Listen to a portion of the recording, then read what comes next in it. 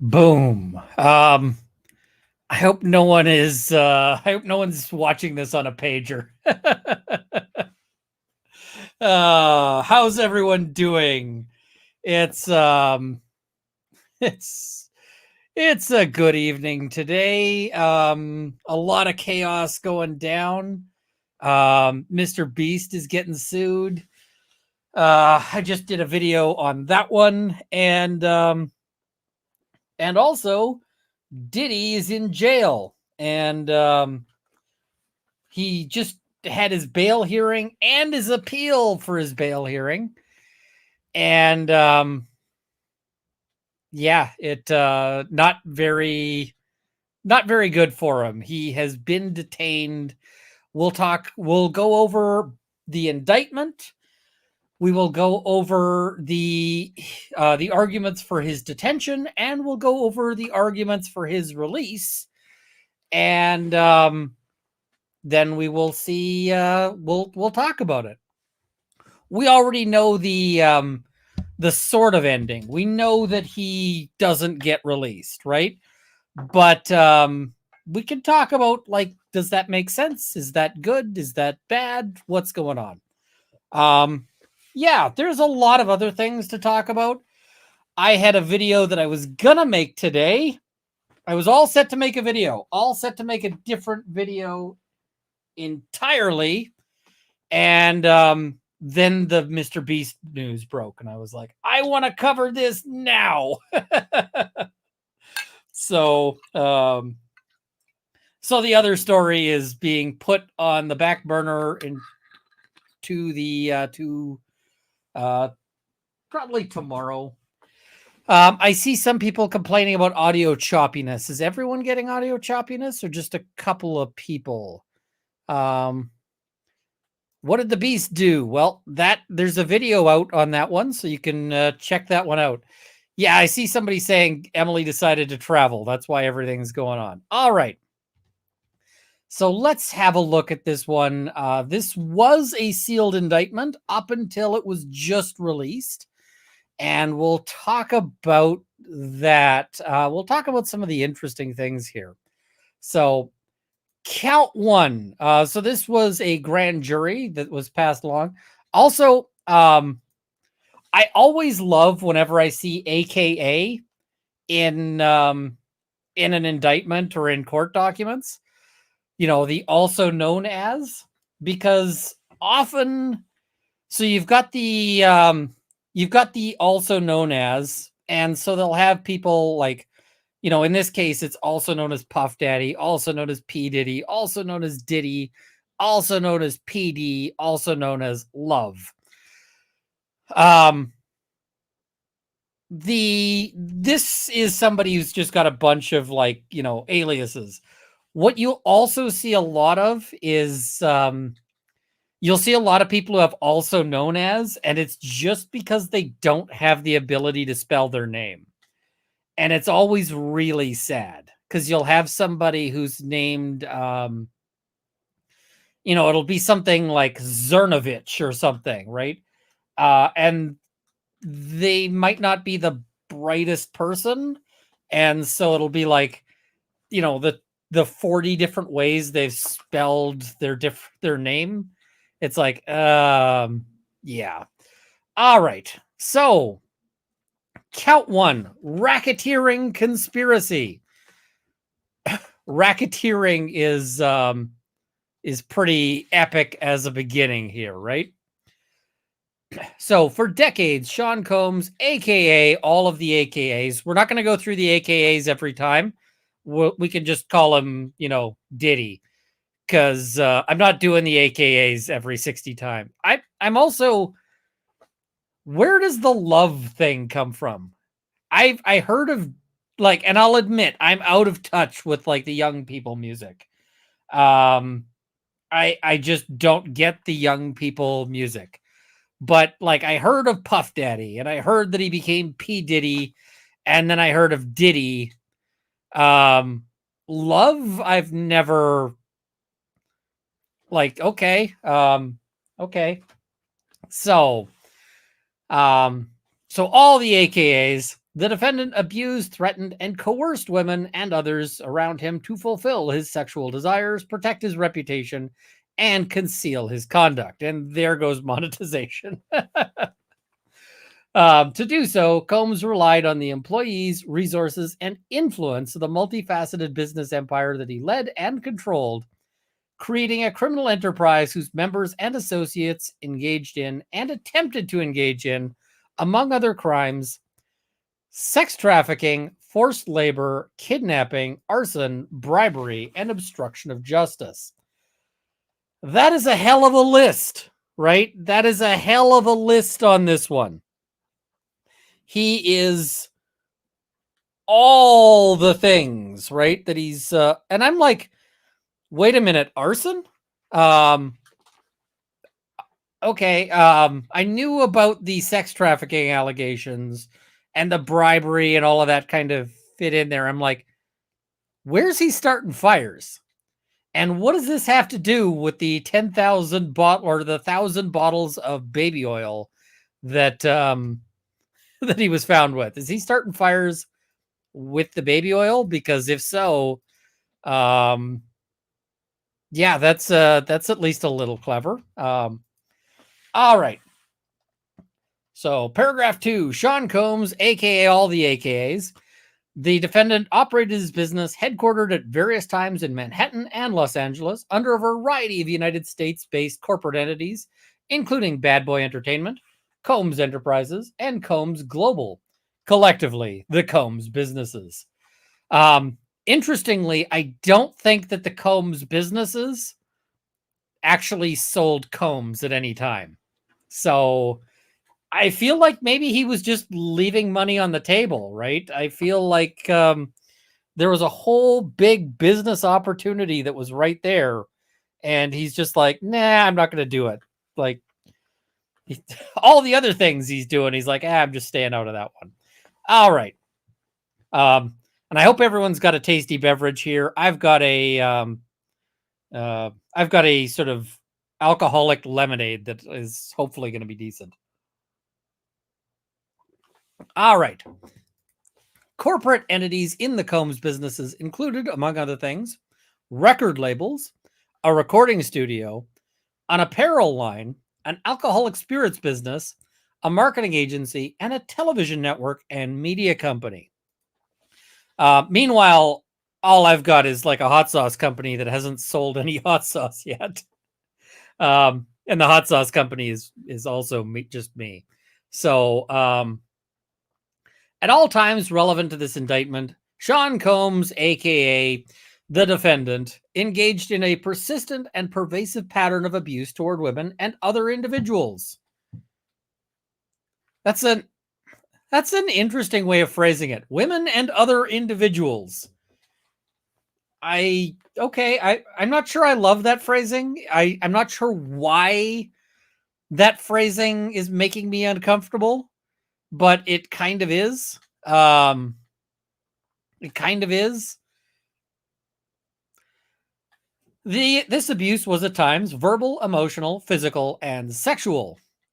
As part of his pattern of abuse, Combs manipulated women to participate in highly orchestrated performances.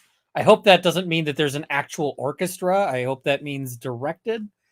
Highly orchestrated performances of sexual activity with male commercial sex workers, as opposed to non-commercial sex workers. What's the difference between a commercial sex worker and a non? Like, okay, I just don't. I'm not getting it. Like, okay, there's some interesting choices here. At times, Combs and others acting in his direction made arrangements for women and commercial sex workers to fly to Combs' location.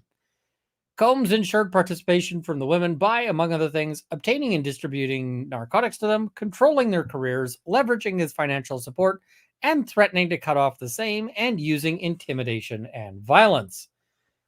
See, the intimidation and violence is the classic, right? That's sort of how all of that is going. But yeah, I'm seeing like, is somebody saying, are there pro bono sex workers? That doesn't make sense to me. Yeah. So physical abuse by Sean Combs, aka all the AKAs, the defendant, was recurrent and widely known. See, this is telling on themselves, right? When they say recurrent and widely known, what if it's widely known, why are you acting on this in 2024? Right? Um Everyone knew he was engaged in crime. It's like, then you should have been doing this in, like, you know, 10 years ago, 20, like however many years ago. Um, on numerous occasions from at least in or about 2009 and continuing for years, like 2009 would have been a good time to bring charges. Combs assaulted women by, among other things, striking, punching, dragging, throwing objects at, and kicking them. These assaults were, at times, witnessed by others and included one instance at a Los Angeles hotel in or about March 2016, which was captured on video and later publicly reported, where Combs kicked, dragged, and threw a vase or vase, however you want to pronounce it, at a woman as she was attempting to leave. When a member of the hotel security staff intervened, Combs attempted to bribe the staff member to ensure silence. Combs' violence was also not limited to these women. It extended to his employees, witnesses to his abuse, and others. So they're saying, like, hey, there was all this evidence out there, all of these details, all of these, and it was caught on video. There was witnesses, and we done F all. So I just want to say, every so often people are like, why didn't you call the police? People will say to women who are victims of crime. Well, the police are saying we knew about all of this. This was all well known, and we did nothing. So calling the cops ain't all that great, necessarily. I find this comes up a lot in the context of self-defense. People are like, why would anybody want to carry a gun? You just call the cops. And it's like, cops didn't do shit since 2016. But, bang might work now. So, and I mean, if the allegations in this are true, I would not have been upset if one of the women who's doing this to decided that bang was the solution to this particular problem. Because yeah, this is awful. It's gonna get bad. It's gonna get real bad. So yeah. All right. Sean Combs, aka all the AKAs, used the Combs business, including certain employees, to carry out, facilitate, and cover up his abuse and commercial sex. Those employees, including security staff, household staff, personal assistants, and high-ranking supervisors and other close associates, acted as Combs' intermediaries, and their conduct was facilitated and assisted by Combs' control of the Combs business. Okay, so now we're going to get into the Combs enterprise. From at least in or about 2008 through on or about the date of the filing of this indictment, all the AKAs and others known and unknown were members and associates of a criminal organization, the Combs Enterprise, or the Enterprise. Is this going to ruin Star Trek for me? I feel like this might ruin Star Trek for me if they're going to keep calling it the Enterprise. It's not the cool Enterprise. I realize I just called Star Trek cool, but okay, moving on. Members and associates of the Combs Enterprise engaged in and attempted to engage in, among other activities, sex trafficking, forced labor, interstate transportation for purposes of prostitution, coercion, and enticement to engage in prostitution, narcotics offenses, kidnapping, arson, bribery, and obstruction of justice. There is, by the way, there's a general rule if you are involved in crime. And that rule is basically that boundaries of states are things you should take very, very seriously. Because, bringing somebody hey, if you order, if you arrange crime from within your state, it's very different typically than if you bring crime from across into another state, right? This is especially true with crimes that involve sex, because trafficking for purposes of sex across a state line ends up being a big, big issue. All right. Carrying on here. The Combs enterprise, including its leadership, its members, and its associates, constituted an enterprise as defined by Title 18 United States Code. So basically, this is for racketeering, right? And what is racketeering about? Well, racketeering is originally about the notion that you would have organized crime, groups where sometimes it would be hard to prove who did what. So, for example, you have the mob, right? The original classic mob, like The Godfather. And everybody knows that someone in the mob directed for, Bob to get shot. And so Bob gets shot. The problem is you probably can't figure out exactly who gave the order for Bob to get shot. And ideally, you want it to be someone way high up, right? You want to get the guy who's living in the giant mob mansion and not somebody who's living in who's living in the back of a trailer. So, and Brandon says, how many has Runkle had? I have had a couple of millimeters of one.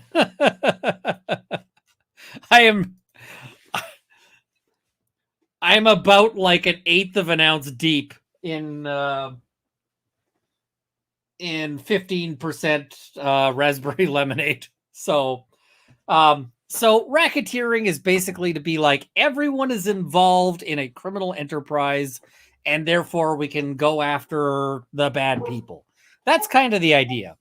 The problem is that racketeering ends up getting expanded to just any crime that has more than one person. It sometimes gets abused. So yeah. This is a fair comment. Guys, he's not drunk. He's just like this. That is accurate. All right. So, that is a group of individuals associated, in fact, although not a legal entity. There actually are some legal entities involved here, but yeah. The Combs enterprise consisted of 1, all the AKAs, 2, entities within the Combs business, including but not limited to Bad Boy Entertainment, Combs Enterprises, and Combs Global. 3, individuals employed by and associated with the Combs business, and 4, others known and unknown. Okay, cool. The Combs enterprise constituted an ongoing organization whose members functioned as a continuing unit for a common purpose of achieving the objectives of the Combs enterprise. That applies to just about every group of people working together. The Combs enterprise was engaged in, and its activities affected, interstate and foreign commerce. Interstate commerce is kind of this interesting notion that has been abused as hell by the U.S. courts. And the reason why interstate commerce gets abused like this is areas of jurisdiction between the states and the federal government. And so the problem that the courts were having is, how do we ensure that the foreign government has jurisdiction over certain things? And so they basically said, so long as it affects interstate commerce. Well, how does something affect interstate commerce? Well, I bought a Coca-Cola and I bought it in Canada, but let's assume I bought it in the US. The chances that every single element of this Coca-Cola can and its contents were produced in a single state are about zero, right? The cans will be made in one place. The cola inside will be made in another place. They'll get shipped across different states. All of these, right? And so they'll say, you bought this can at your local convenience store. And by doing so, you have engaged in interstate commerce. And the average person doesn't feel like it's interstate commerce when they buy something at their local convenience store. But the courts feel otherwise. The courts are like, you are now an interstate man of mystery. You are engaged in interstate crimes. So if you're wondering about interstate commerce, everything is interstate commerce. Yeah. All right. The Combs Enterprise operated in the Southern District of New York and elsewhere. Why are they mentioning New York? Because they're bringing charges in New York, so they want to say, hey, they're in New York, right? That's required. All right. At all times relevant to this indictment, somebody says we're never getting through this entire filing. It is 14 pages. That's not long. We'll get through it. All times, AKA was the leader of the Combs Enterprise, and the AKAs and others known and unknown participated in unlawful and other activities related to the conduct of the Combs Enterprise's affairs. These individuals included certain Combs business employees, such as members of Combs security staff, household staff, personal assistants, and high-ranking supervisors, as well as other close associates of Combs. I just also want to note here, it isn't difficult. It isn't difficult to end up in involved in crime. And you might say, I'm not a criminal. I'm not a criminal. And the thing I would say to anybody who tells me they're not a criminal is, you're probably wrong about that. You are probably wrong about that because just about everything you do has the potential to be criminal. There's an example given in a YouTube talk that has 1 billion views. It's actually a great talk, so I'm not, but the guy mentions that it's a crime to possess a lobster below a certain size. And you might think, wait a minute, that's a crime? So many things are against the law. It is virtually impossible to follow the law. I know that I have broken the law and committed crimes inadvertently, but committed crimes, and not crimes that anybody would care about or should care about, but I'm not going to give specifics on a video because otherwise, yeah. But I mean, it's virtually impossible not to commit a crime in your life. I think that a baby that dies before it hits its first birthday has probably committed a crime if it were eligible to commit crimes. So yeah. Carrying on here. Purposes of the Combs Enterprises. And they're going to make this sound super, super sketchy when many of these purposes are legitimate. And the problem is that the illegitimate stuff is real bad. So the purposes of the Combs Enterprises included the following: A, operating a global business in the media, entertainment, and lifestyle industries, including, among other things, record labels, a recording studio, an apparel line, an alcoholic spirits business, a marketing agency, a television network, and a media company. All of that is legal. So far, we're into legal. Now we're getting into, we're going to get sketchier as things go on. So, preserving, protecting, promoting, and enhancing the power, reputation, and brand of Sean Combs, aka all the AKAs, as a musician, entrepreneur, and figure in the entertainment industry. Also legal. You are allowed to hire people to promote your brand. I get people reaching out to me promising to promote my brand all the time. Enriching members and associates of the enterprise, including its leader, Combs, and in particular those who demonstrated loyalty to Combs and willingness to conceal his crimes. Up until conceal his crimes, this was also legal. The conceal his crimes is not as good. That part is a problem. Preserving, protecting, promoting, and enhancing the power of the Combs enterprise, including the power of its leader, Combs, through violence, use of firearms, threats of violence, coercion, and verbal, emotional, physical, and sexual abuse. Okay, now we're into the shit, right? Now we're into bad stuff, right? Cool. Now we're into like, okay, you got me interested. Fulfilling the personal desires of Combs, particularly those related to Combs' sexual gratification, including through the exploitation of women and the use of commercial sex workers. Okay, we're getting worse, right? Enabling Combs and other members and associates of the Combs enterprise to engage in unlawful acts of violence, including sexual violence, sex trafficking, forced labor, interstate transportation for purposes of prostitution, coercion, and enticement to engage in prostitution, narcotics distribution, and other crimes, and concealing the commission of such acts. So every once in a while, somebody reaches out to me with a question. And these are just sort of general legal questions. And so one person, and, no specifics or anything, we're just going to talk about the general legal question. They had a specific person who was in the pornography industry who was of interest to them. And they were like, hey, is it legal for me to pay this person for their time? And I'm like, is this a serious question? Like, no, this is not legal.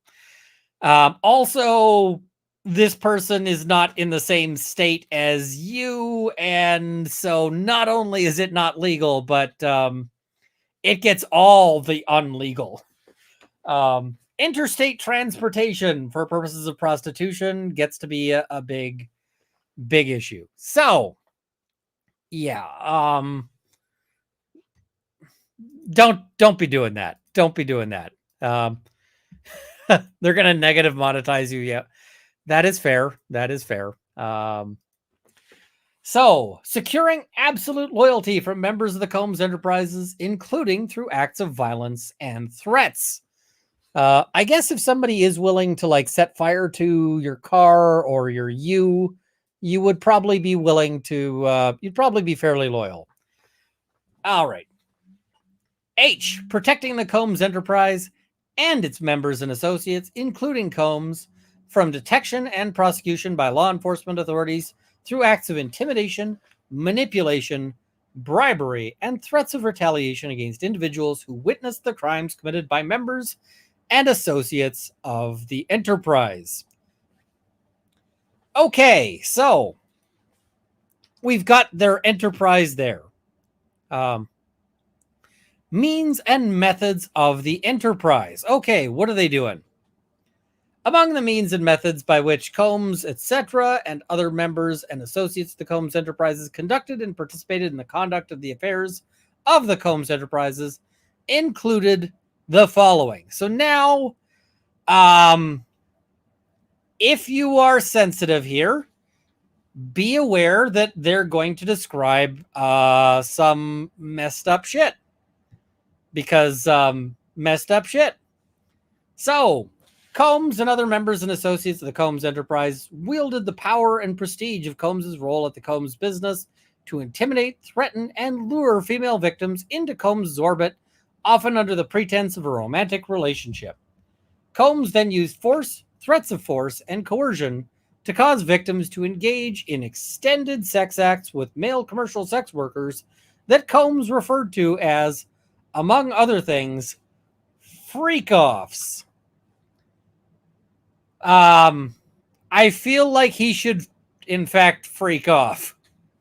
Like, freak-offs were elaborate and produced sex performances that Combs arranged, directed, you can read that word yourself, during, and often electronically recorded. Well, that'll be something that will be super convenient when they want to prosecute him. In arranging these freak-offs, Combs, with the assistance of members and associates of the Combs enterprise, transported and caused to be transported commercial sex workers across state lines and internationally. I'm still trying to figure out what the opposite of, like, what a non-commercial sex worker is. I don't understand why they're putting commercial in there, but okay. Maybe it's like a legal term of art, but I'm not familiar with it. Freak-offs occurred regularly, sometimes lasted multiple days, and often involved multiple commercial sex workers. During freak-offs, Combs distributed a variety of controlled substances to victims, in part to keep the victims obedient and compliant. Sometimes, unbeknownst to the victims, Combs kept videos he filmed of victims engaging in sex acts with commercial sex workers. After freak-offs, Combs and the victims typically received IV fluids to recover from the physical exertion and drug use. I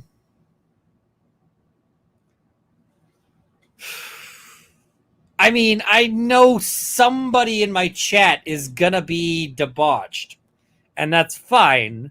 Like, so long as you're not engaging in, like, interstate crimes and everyone is consenting and so forth. But hopefully you shouldn't be engaged in, like, sufficient debauchery that you need IV fluids after the end of it.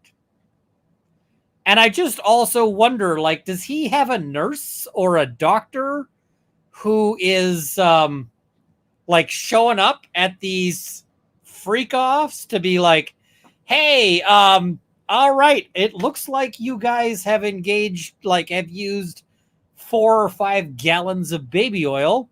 Let us put in an IV. Yeah,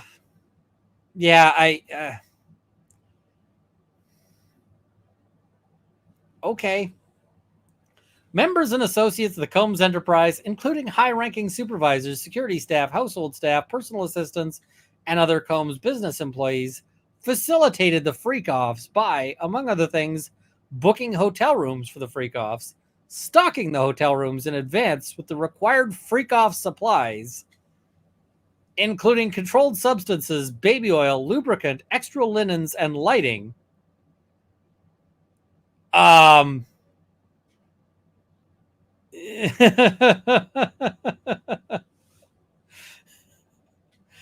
Okay.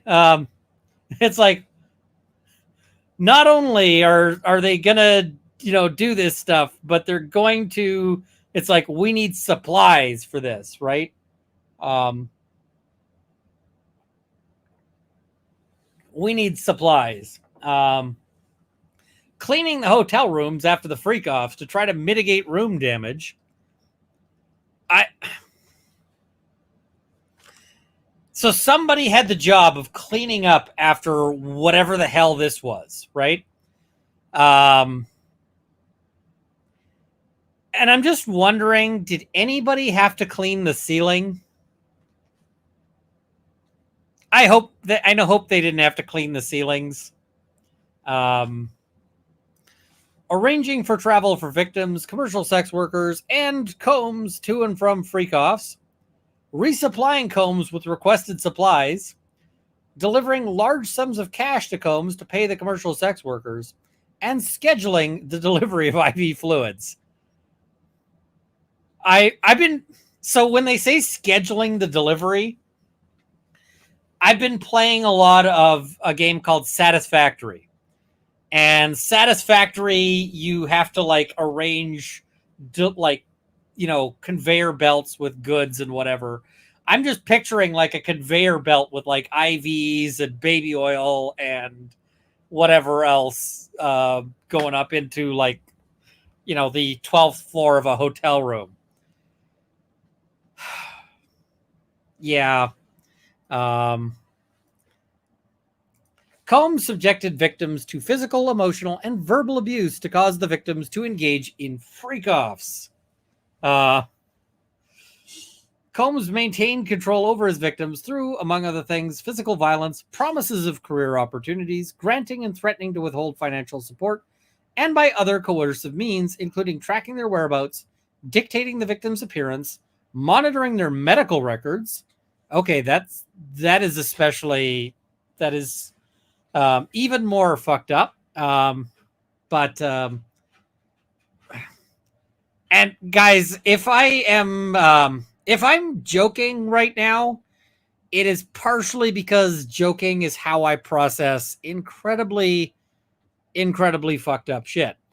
And that's because basically if I don't joke about some of this stuff, I just feel like I need to get the ouchie stick and a plane ticket. And that doesn't end well if I try that. So yeah. Controlling their housing and supplying them with controlled substances. This guy's sounding a lot like the Tates. This guy is sounding a lot like the Tates. And I'm just going to say, I might not make any friends here. I'm just going to say I saw some people online who celebrate the Tates or who talk about like pimps in a, as if it's a good thing, right? I have seen people like doing that kind of thing, and I don't approve. Like the people who describe themselves as pimps as if it was laudable, I'm just like, no.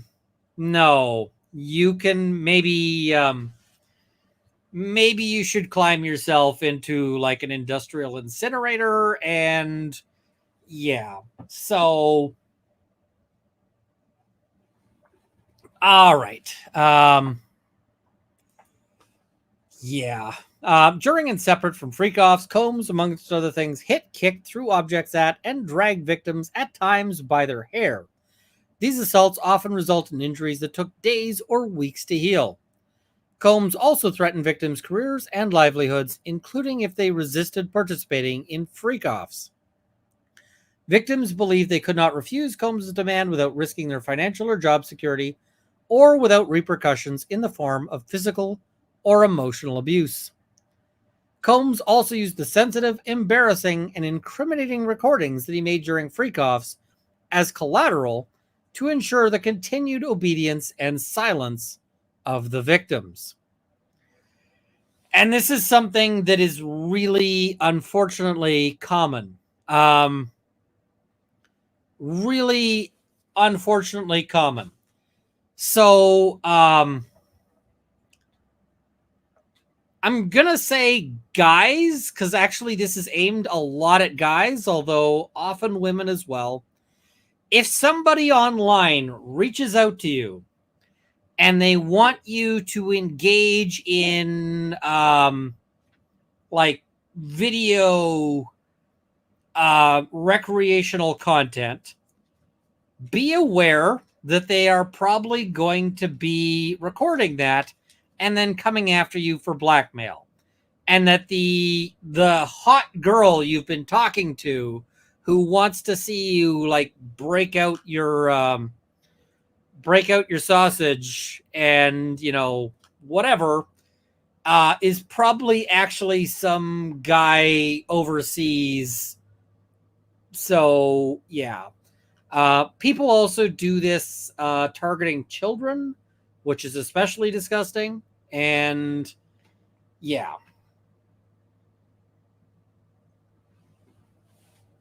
All right. So let's keep going here.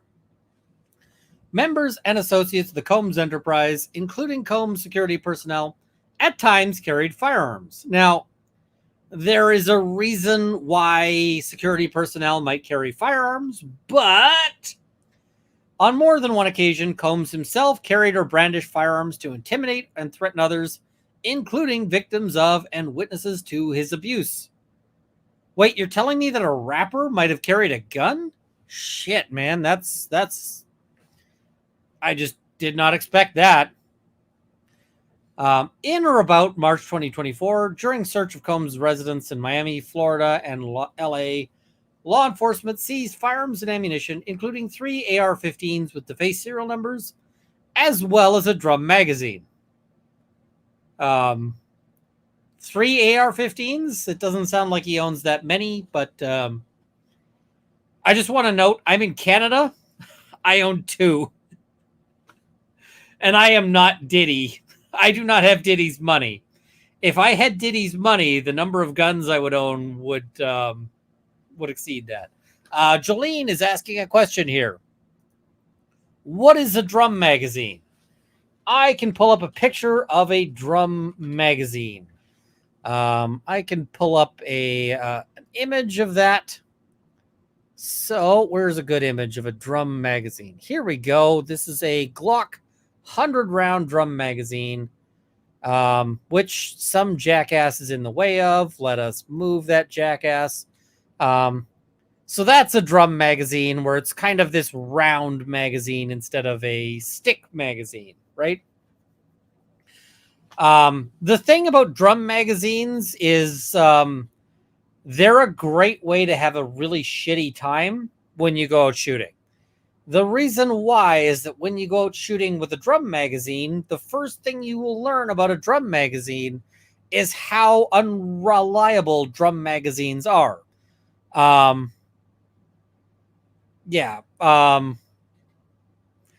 a lot of you are noticing that this particular style of drum magazine has a particular shape to it. A Diddy shape, you might say. This one is a little longer. They come in small versions. They come in some smaller versions. And they also come in like the Hitler version, where there's just one round thing. I'm not explaining that joke. Yeah, drum magazines are not typically very awesome. So, yeah, moving on back to the indictment. And, members and associates of the Combs enterprise enabled Combs' control over victims by following his directions regarding financial payments to victims, advancing or suppressing the victim's career opportunities, and acquiring the controlled substances Combs used to keep the victim compliant. So, at a certain point in wealth and power, you're probably not scoring your own drugs anymore. And so this is basically what they're saying is somebody else was scoring his drugs for him. All right. Yeah.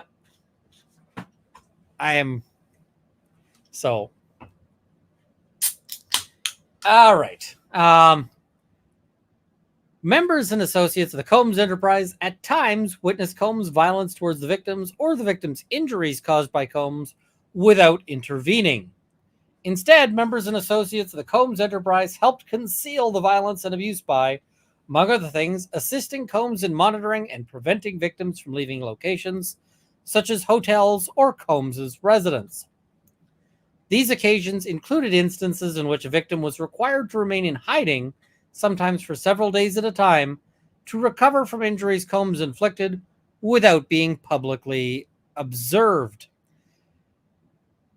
So, members and associates of the Combs enterprises also assisted Combs in locating and contacting victims who attempted to flee his abuse. Now, I'm just going to note here, I don't mind being in the upper corner here. This will work. So all of these people who are involved in these activities, right? All of these people are potential witnesses. And I'm betting that the big government agencies right now are going up to people going, hey, so you're in a world of shit. You're in a world of shit because we have you on video. We have you on video camping out a hotel room where this woman was. She's already willing to testify that she was not around to leave, not able to leave, and that you were there keeping her there.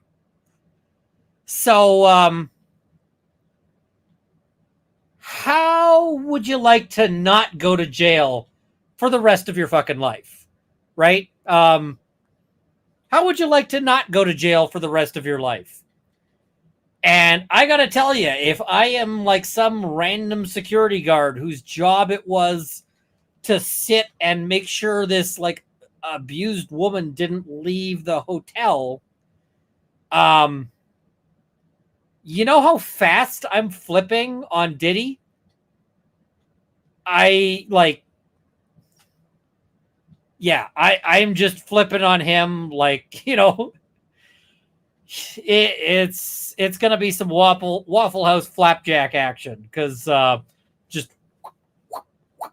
we're flipping on that so fast. So the problem with having people to do your bidding, to do all of your shit for you, is that you've got so many people who want to flip. And here's the thing. When you've got like 50 people who are doing your shit on this, right? The prosecution can go by to all of them and they can say, hey, listen, we've got room for 20 witnesses. We only need 20 of you. We got 50 people lined up. First 20 people get to not go to jail. And Maria Phillips. So if my name is in gray, he can't see my chat. Not correct, but I do appreciate everyone who is whose name is in green, who has chosen to become a member. I appreciate when people become a member, but I do try as much as I can to read the chat and to respond to things as they come up. So yeah. I just want to say, like, this guy is in a lot of potential shit here. All right. Carrying on. Oh, and somebody asked what I'm drinking. Right now, I'm drinking a highly narcotic Coca-Cola. So, all right. Oh, fair enough. Commercial denotes a sex worker who does it with consent. A trafficking victim would not be considered commercial. A prostitute would. Fair. That might be an interesting approach. That might be fair. I really do appreciate the heck out of that. So thank you. When employees, witnesses to his abuse, or others threatened Combs' authority or reputation, Combs and members and associates of the enterprise engaged in violence, threats of financial and reputational harm, and verbal abuse. These acts of violence included kidnapping and arson. In addition, on multiple occasions, Combs threw both objects and people, as well as hit, dragged, choked, and shoved others. Wait, he threw people? I I I guess he works out. I can tell you, I could not throw a people unless the people was like a child. I could maybe, you know what? People are gonna quote that out of context. I could maybe throw like a child. That's about it. But yeah, okay. Through people. Yeah, that fair. When Combs' authority or reputation was threatened by the possibility of negative publicity or legal or law enforcement action against him, including in or about late 2023, following public allegations of Combs' crime, Combs and members and associates of the enterprise pressured victims and witnesses, including through attempted bribery, to stay silent and not report what they experienced or knew to law enforcement. On phone calls, Combs and other members and associates of the enterprise, among other things, provided these victims and witnesses with a false narrative of events in an effort to conceal Combs' crimes. Combs caused these calls to be recorded on at least 2 occasions. Oof. So he recorded his calls where he's obstructing justice and okay. Now, the wonderful thing about this is that at this point, Diddy is not really a threat because if I was like the first person reporting on what Diddy is up to, then I might be concerned that like Diddy or one of his didettes might show up and like throw some fire through my window. And that's not good because it's in Canada. So the only thing I'm allowed to have to respond to that is like the hurdy stick. And I mean, the hurdy stick would hurt. But if they're showing up being, you know, criminals trying to intimidate me, I don't know that like this, what is it? 4th century technology is necessarily going to repel them. So yeah. That said, at this point, I don't think Diddy is going to be sending anybody to my house to cause violence because there's too many people reporting on this. And also I'm in Canada. Ivanova is saying, what actually is the hurdy stick made of? So the hurdy stick is made of just wood. I don't know what the wood is. It's wood, like tree wood. There's a specific tree, but tree wood. And obsidian. And obsidian is volcanic glass. So if you can picture real sharp glass in a sword form, that's what we're talking about here. So it is not something you want to get hit with. It is very much an ouchie stick. All right. Somebody said I need to. Somebody said I need to talk to. Speak to Justin Bieber and Usher if you will, and you will change your mind. I can tell you, if I call Justin Bieber right now, it would have to be a miracle because I literally do not know his number. And I have no way to get in touch with Justin Bieber. So yeah. All right. Somebody says, where can I get one of those? I'm actually thinking of auctioning the ouchie stick and selling the ouchie stick for charity. We will see. I'll still decide here. All right. The Racketeering Conspiracy. From at least in or about 2008 through on or about the date of the filing of this indictment. Oh, and I saw somebody saying, I saw somebody who was saying, hey, you didn't read my super chat. I will read all of the super chats when we get to a convenient break.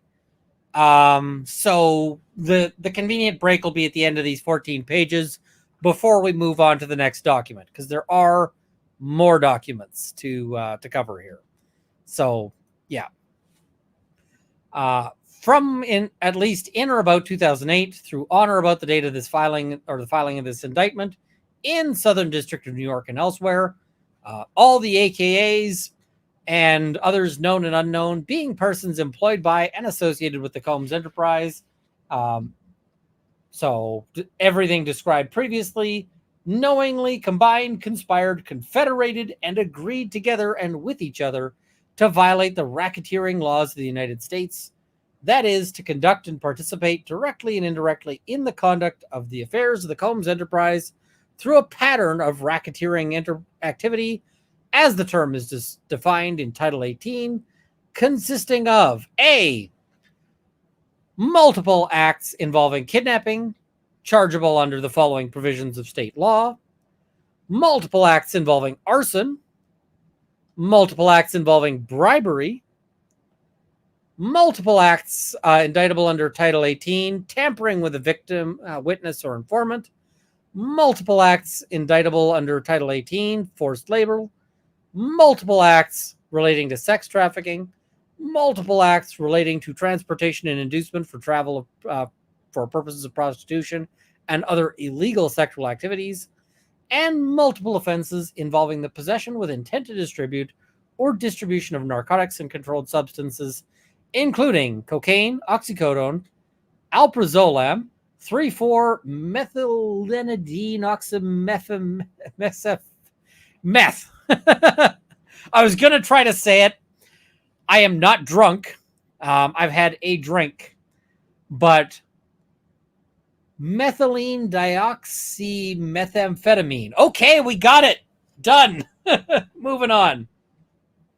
4-bromo-2,5-dimethoxyphenolphthaleamine. Gamma hydroxybutyric acid, so that's GHB, and ketamine. Okay. Yeah. In violation of Title 21 United States Code, distribution and possession with the intent to distribute and conspiracy to do the same.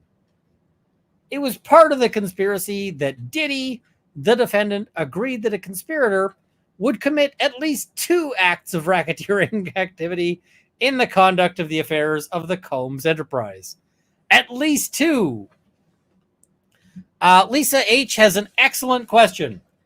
Do you think this will go to trial, or do you think he'll take a plea? I am just going to say I am pretty sure this is going to go to a trial. And why do I think it's going to go to a trial?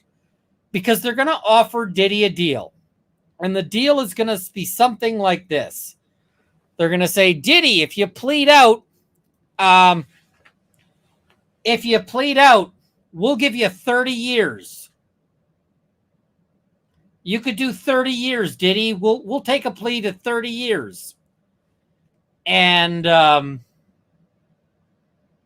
you don't see that happening, right? He already pled not guilty. Lots of people plead not guilty before they end up pleading guilty. But the thing is, Diddy has all the money to fight it. And unless they offer him a deal that is actually a deal, like if they come back and they say, hey, Diddy, we'll do a deal for like 2 years, then I could see Diddy going, okay, I'll do 2 years. But they're not going to offer him 2 years. They're going to offer him like 30 years. And, Diddy's what, 45, something like that? He'd be getting out of jail at 75. And the thing is that if Diddy goes to jail, he's not going to do easy time. He's not going to do simple. Oh, he's 50 something. So if he does 30 years, he's going to be out at 84. Well, I'm just going to say not a lot of people in prison live to 84, right? Prison ages you more than being out. But the thing is, if Diddy's in custody, if he's in jail, there's going to be a lot of people who are like, hey, I'm in here for life, but you know what will really increase my standing in here in jail?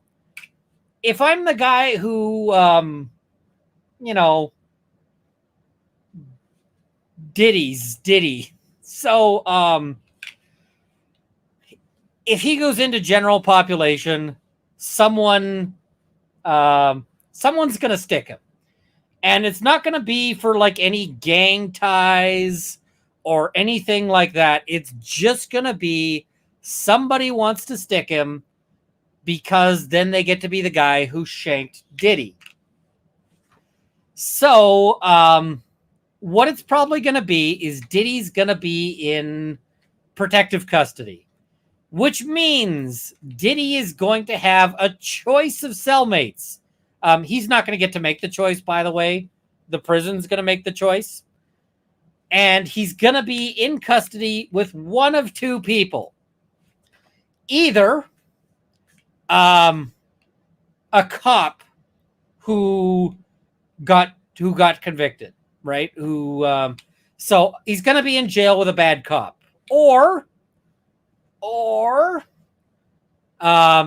he's going to be in jail with a kitty fiddler. So that's pretty much the options, and he doesn't get to pick. So either he gets to spend the rest of time sitting in a cell with a cop who doesn't want anything to do with him. Like, they're not going to be friends. Or he sits in jail for the rest of time with a kitty diddler who wants to tell him just how, he's going to be like, hey, so let me tell you about how sexy children are. And I can tell you that is a conversation that, so either way, Diddy is not going to be doing easy time. He's going to be doing basically to the extent there is a hell, that is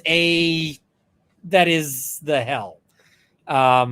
So yeah, he's going to be in with the other people who every other prisoner wants to stab as well. So yeah. Notice of special sentencing factor.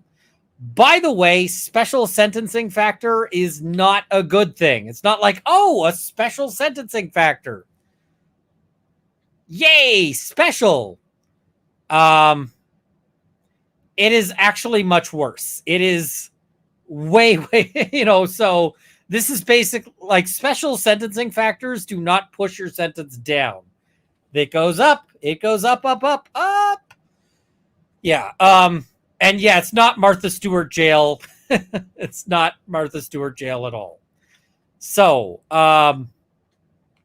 from at least in or about 2009 up to and including in or about 2018, in SDNY and elsewhere, as part of his agreement to conduct and participate in the conduct of the affairs of the Combs Enterprise through a pattern of racketeering activity, the AKAs agreed to, in affecting interstate and foreign commerce, knowingly recruit, entice, harbor, transport, provide, obtain, advertise, maintain, patronize, and solicit. So basically every verb known to the dictionary. A person knowing in and reckless disregard of the fact. It shouldn't be knowing and in reckless disregard of the fact. It should be knowing or in reckless disregard of the fact. The grammarian in me is pissed off, but knowing and in reckless disregard of the fact that means of force, threats of force, fraud, and coercion, as described in Title 18, and any combination of such means would be used to cause the person to engage in a commercial sex act in violation of United States Code. Okay, you might be saying we've been describing Diddy's crimes for an hour solid. An hour solid. We are now on to count 2. We're now on to count 2. Sex trafficking by force, fraud, or coercion. From at least in or about 2009 up to and including in or about 2018 in the Southern District of New York and elsewhere, the AKAs in and affecting interstate and foreign commerce knowingly recruited, enticed, harbored, transported, provided, obtained, advertised, maintained, patronized, and solicited by any means a person knowing and in reckless disregard of the fact that by means of force, threats of force, fraud, and coercion as described in Title 18, and any combination of such means would be used to cause the person to engage in a commercial sex act and attempted, aided, and abetted, and willfully caused the same to wit combs, recruited, enticed, harbored, etc., a person, and attempted, aided, and abetted, and willfully caused the victim to engage in commercial sex acts, knowing and in reckless disregard of the fact that they were engaged in those acts as a result of force, fraud, or coercion. So this is basically a pimping charge, right? This is, yeah. Michael Gordon says, so what's his defense going to be? Prove it? It will probably be prove it to start. Prove it is always the beginning. Count 3, transportation to engage in prostitution. So the defendant knowingly transported an individual in interstate and foreign commerce with intent that the individual engage in prostitution and attempted or aided and abetted and willfully caused the same. So willfully caused the transportation of female victims and commercial sex workers with the intent that they engage in prostitution. If you're wondering how you can go to jail for a long time for buying a plane ticket, this is how you go to jail for a long time for buying a plane ticket. So, yeah. Yeah. Forfeiture allegations. As a result of committing the offense engaged in, or the offense alleged in count 1, the defendant shall forfeit to the United States any and all interest the defendant acquired or maintained in violation of Title 18, any and all interest in, securities of, claims against, and property or contractual rights of any kind, affording a source of influence over the enterprise named and described herein, which the defendant established, operated, controlled, conducted, and participated in the conduct of, and any and all property constituting and derived from proceeds obtained directly and indirectly said offense, including but not limited to a sum of money in the United States currency currently representing the amount of proceeds traceable to the commission of said offense. I have not seen a single... I haven't watched any of the YouTubers. I haven't watched any of the law tubers who've covered this, so I'm not calling out any law tubers or anything like that. Please don't drama me here. But I haven't seen any of the news articles talking about this portion. Because what they've said is that everything in particular, everything that he does business-wise, his alcohol business, his clothing line, his TV business, all of these things, they're saying all of that is part of a criminal enterprise. And they're saying, we want to take his money that is in any way connected to any of these enterprises. Any way connected to any of these enterprises. They want to take Diddy's entire money, right? I'm seeing all the law tubers have mentioned it. Yes, that makes sense to me. All of the law tubers would mention it because the law tubers know what the fuck they're talking about. Whereas the journalists have not mentioned this because this is a huge, huge issue. They basically want to take his entire commercial, everything, every single bit of money that he has, and put it in a pile and give it to the government. Amazing, right? Amazing. Now, I think civil forfeiture kind of sucks, but I've seen a lot of people commenting on I've seen a lot of people commenting on, like, if Diddy goes to jail, he's gonna be the richest, the richest guy in jail. He's gonna be running that jail. He's gonna be buying all the fish and all the instant noodles and all the, not cigarettes anymore, those are banned, but he's gonna, like, all of this stuff. He's gonna be like, he's just gonna be running, running the jail, being able to be, big shit. Here's the thing. If he goes to jail and they take all of his everything, he's going to be in jail with no money. He's going to be in jail with fuck all. So, if people have been saying, oh, his money will keep him from getting killed in there, like, he'll just be able to buy protection. No, he won't. Nope. He'd be going in potentially broke. Now, I am not a fan of civil asset forfeiture. It's really hard to feel any sympathy for Diddy, though. But I'm not a fan of civil asset forfeiture because it gets abused so badly. So badly. But, yeah, it's nuts. It's insane. And the thing is that even if they're trying to, even if he tries to, like, hide his money or, like, dispose of properties and so forth, they can come after it. They can potentially, yeah. This is a good one. The feds will let him keep the baby oil. They should just put him in a cell that's, like, packed in there. I see this is criminal asset forfeiture, different process.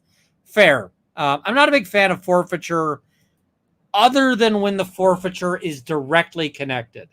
And what I mean by directly connected is, I mean directly connected in the sense of, like, I sold this brick of heroin to Bob and I got, like, the money that I used to buy this house. So now they can take the house, right? That kind of directly connected. But in a lot of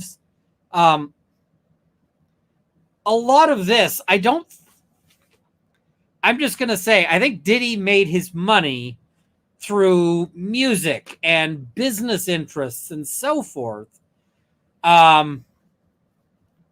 Whereas I don't know that he actually made money through the freak-offs, right? I don't think that the freak-offs were him making money, right? I don't think that was I think that was just him being a perv, right? So I think he was funding the freak-offs with the money from his music. So, yeah, I don't know. I'm nervous on this one as to, I'm not super, yeah. So as a result of committing the offense alleged in count 2 of this indictment, the AKAs shall forfeit to the United States any and all property, real and personal. Real property is real estate, land, involved in, used, or intended to be used to commit or to facilitate the commission of said offense, and any and all property traceable to such property, any and all property, real and personal, constituting or derived from proceeds obtained directly or indirectly as a result of said offense, including but not limited to a sum of money in United States currency representing the amount of property involved in said offense, and proceeds traceable to the commission of said offense. As a result of committing the offense alleged in count 3, they want all the money. Basically, they're going to want to... Now, the other thing I see people saying is, I hope that they take his money and give it to the victims. I can tell you, victims ain't getting... Like, if they take the entire Diddy empire, the entire Diddy architecture, and they take all of his shit. There will probably be some money for victims of crime through a victims of crime fund. But most of this money just goes into like the big government pile. They're going to use it to like buy more, buy more bombs, to maybe build a road. The government's going to keep this shit, and the government is, the government will get like $400 million. The total payouts to the victims will probably be less than like $50,000 total. All of the rest of that, the government is going to use to like, yep.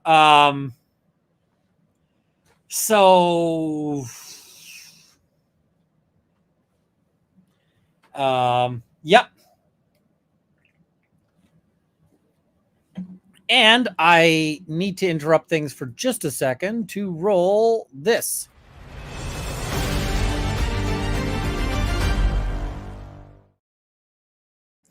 Diddy is, or I talk about Bruno. Thank you so much. Very generous. Noting Diddy is and has always been trash. I think that is becoming apparent here.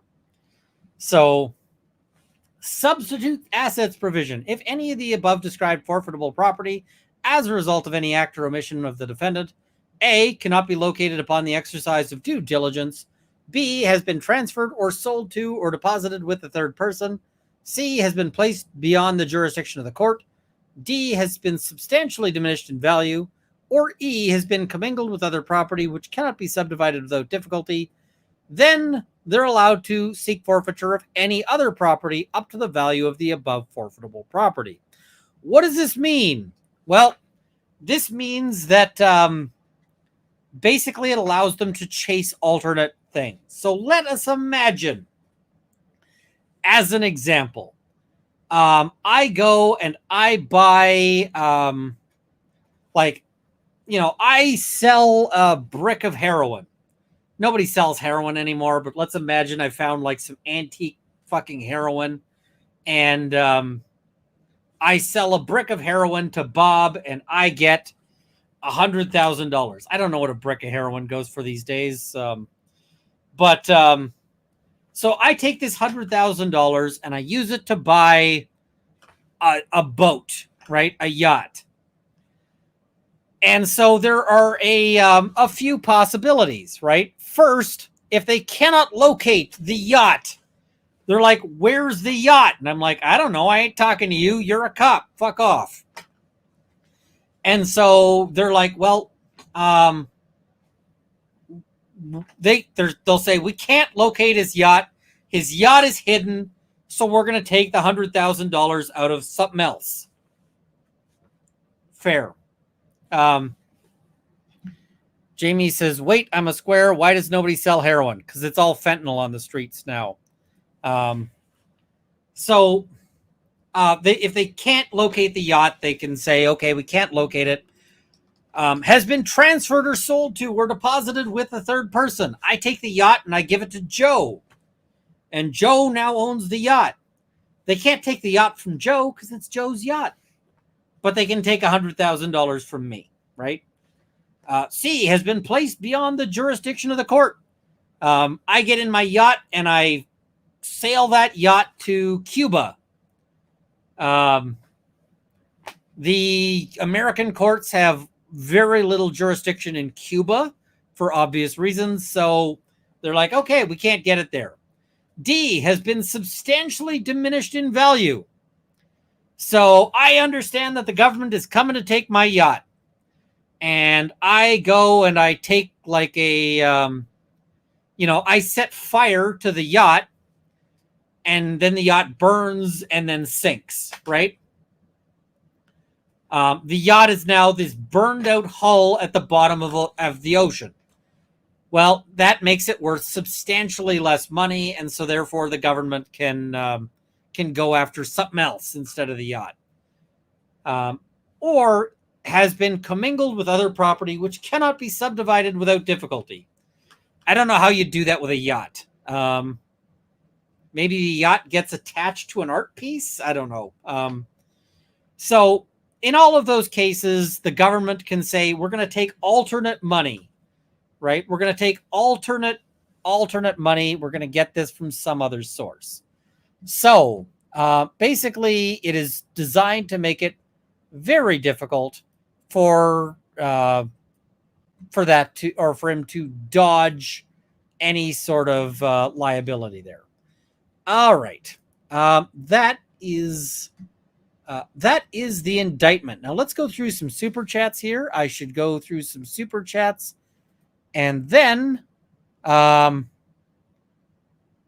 shall go and after we go through the super chats, we're going to move on to the request for his detention. Now, the request for his detention was successful because he was detained, and we'll talk about that too.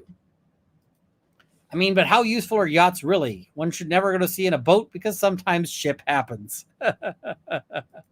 Nice. Nice. Robin Day, thank you for the new membership. Much appreciated. Emmy Loves Makeup, thank you for the new membership there. All right. I somehow started in the middle. Fat Yoga. Hey, Runkle. Hey, Fat Yoga. Good to see you. Brentwood Chic, thank you for the 10 gifted memberships. Much appreciated. And Brentwood Chic, where would one even order that much lubricant or oil? I assume that one can order it in bulk. Like, I don't know how one orders that much. But the thing is I assume that, like, Costco can order that. So, yeah. I think that that's doable. Amazon sells barrels of lube. Okay, that's news to me. Rainman YYC, if you look into a mirror and say all the AKAs 3 times, a bag of weed appears. Legend has it. Thank you, Rainman YYC. AKA the cat lady. He made Kid Cootie's card a boom. That is not good. Derek Thaxton, thank you for the new membership. Nick Starro, welcome aboard. Good to see you. Steve A, when seconds count, the cops are only minutes away, unless you live in rural areas, in which case they're hours away. Jada Jur, thanks for filling us in on a Wednesday. Hope you're feeling better. I'm going to let you guys know I still feel like shit. I still feel like crap.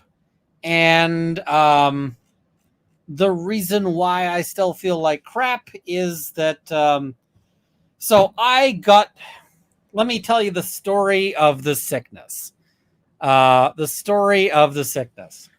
Mrs. Runkle volunteers with Girl Guides, 2 different groups. So Mrs. Runkle came home with some sickness, with some sort of sick. And so she was like, I'm going to bed. I am staying in bed. F this noise. And so then I got sick. And then the dogs got sick. Literally, the dogs got sick. Zora and Potter are both coughing and like making choky coffee noises. And so now the good news so far is that neither Zora nor Potter has been throwing up. It just seems to be respiratory. It seems like, coughing and so forth. But I worry about the dogs. I'm like, I'm going to be fine. Or if I die, I'm insured. But I don't want the dogs being sick because I love those dogs. Mrs. Runkle, by the way, is already doing better. Mrs. Runkle is already on the mend. I'm just the one who feels like crap. And the reason why I feel like crap probably is because I work a day job and then I work a night job putting out videos. So, yeah. But yeah, that is the sickness tale. I talk about Bruno says, great 7 months. Good to have you here. And that is a lovely picture. I assume that's Bruno. DSN, thank you for the super sticker. Much appreciated. Patty P comes now. P Diddy. God, I hope to not read any comes now filings on this. Excuse me? Does anyone wonder if this will be the new Fed Young Thug? Jenny LJ, thank you for the 5 gifted memberships. Much appreciated. Mostly Harmless Fuzzball for interstate transport of legal hilarity. Thank you so much. And Belle Feinstein, there are companies, mostly in Vegas, that do hangover IVs. You know, I'd be tempted to try it. Maybe next time I'm in Vegas. Next time I'm in Vegas, maybe I'll try to see if I can find an IV place just for shits and giggles. I don't get drunk enough to get hungover. But maybe next time I'm in Vegas, I'll try to do, I'll be like, can I get a recreational IV? So, yeah. Tough Cookie, thank you for the 5 gifted memberships. Much appreciated. Robin Day, I'm old. Freak off sound miserable. If it were a nap off, I'd participate. I am at the age when a nap can actually be really, really amazing. So, Manitoban Misanthrope says, I've heard they'll come to you. Interesting. Interesting. They're just off the strip and a lot come to your hotel. I might have to try that just to be like, okay, let's do it. Narcissistic says, appreciate you. Thank you so much. Much appreciated. Appreciate you as well. Jaded Juror, thank you for the 5 gifted memberships. Michelle San Giorgio, thank you for the new membership. Much appreciated. DMB Secundus, 10 out of 10 on Diddy Do It. That wordplay is great. I will tell you, part of the reason why I was like, I got to run today was that occurred in my head. And I was like, I gotta do this. I gotta share this. So yeah. Bukari's missing dentures. Thank you so much. Or Bukaki's missing dentures. Oh, nice. I'm assuming for the trooper. Vomit Fountain, thank you for the 10 gifted memberships. Marvin CZ, thank you for the 10 gifted memberships. And Rainman YYC, thank you for the 5 gifted memberships. Much appreciated. All right. Let us jump in again to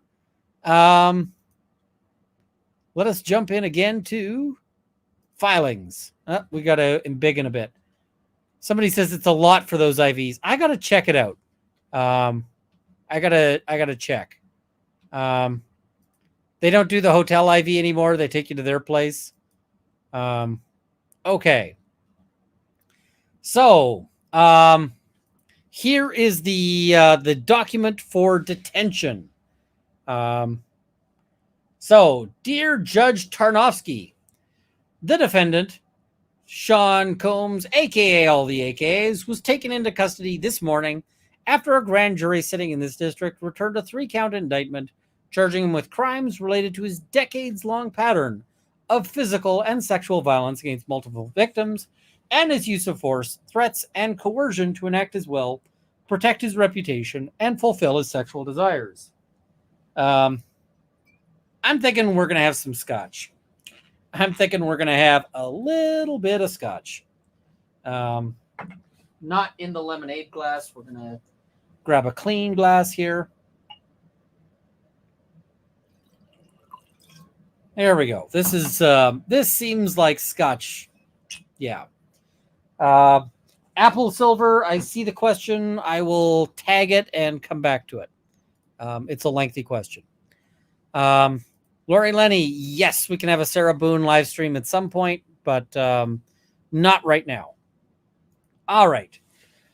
So the government respectfully submits this letter in anticipation of the defendant's appearance before this court later today and in support of the government's request for the defendant's detention pending trial. As set forth below, there is no condition or combination of conditions that will reasonably assure the appearance of the defendant as required and the safety of others in the community, not to mention the integrity of the proceedings. So, 3 separate grounds. 1, dude might flee. And why do we think Diddy might flee? Well, because Diddy's got all the money, right? Diddy's got all the money. And so where could Diddy go? Literally anywhere on the planet, right? Like if you gave me $50 million And if you are in a position to do so, please give me $50 million. I would love $50 million. I can tell you I have no $1 million whatsoever. None. Not even $1 million. And like Diddy's sitting there on 40 or 400 of them. But, Diddy's got his own plane. He's got $400 million. But like with $50 million, I could buy a citizenship in a non-extradition country and live there in way more comfort than I would, than I currently live in, right? Way more comfort than I currently live in. I'm not going to turn the camera around, but I can tell you this room. So if I take the ouchie stick, and you can see the ouchie stick is yay big, right? Without getting up, I can touch this wall. I can touch this wall. I can touch this wall. And I can touch this wall. Right? With the ouchie stick, without getting up, I can touch all four walls of this room. And I can tell you, this is one of the bigger rooms in my house. I live in a small house. Somebody says embiggen. This is one of the bigger rooms in my house, right? I would live quite comfortably on that. And the thing is that if it came down to it, I would be entirely fine with, with just like living in a, in a forest. So long as Mrs. Runkle and the dogs were with me and I had like enough to eat, I would be fine with living in a forest. So yeah, forests are not that expensive overall. But yeah. So they're saying he's a risk of flight. Fair enough. Is he dangerous? Well, they're saying that he has guns, that he engages in arson, that he, threatens witnesses, that those things. That kind of suggests that he's a danger to the safety of others in the community.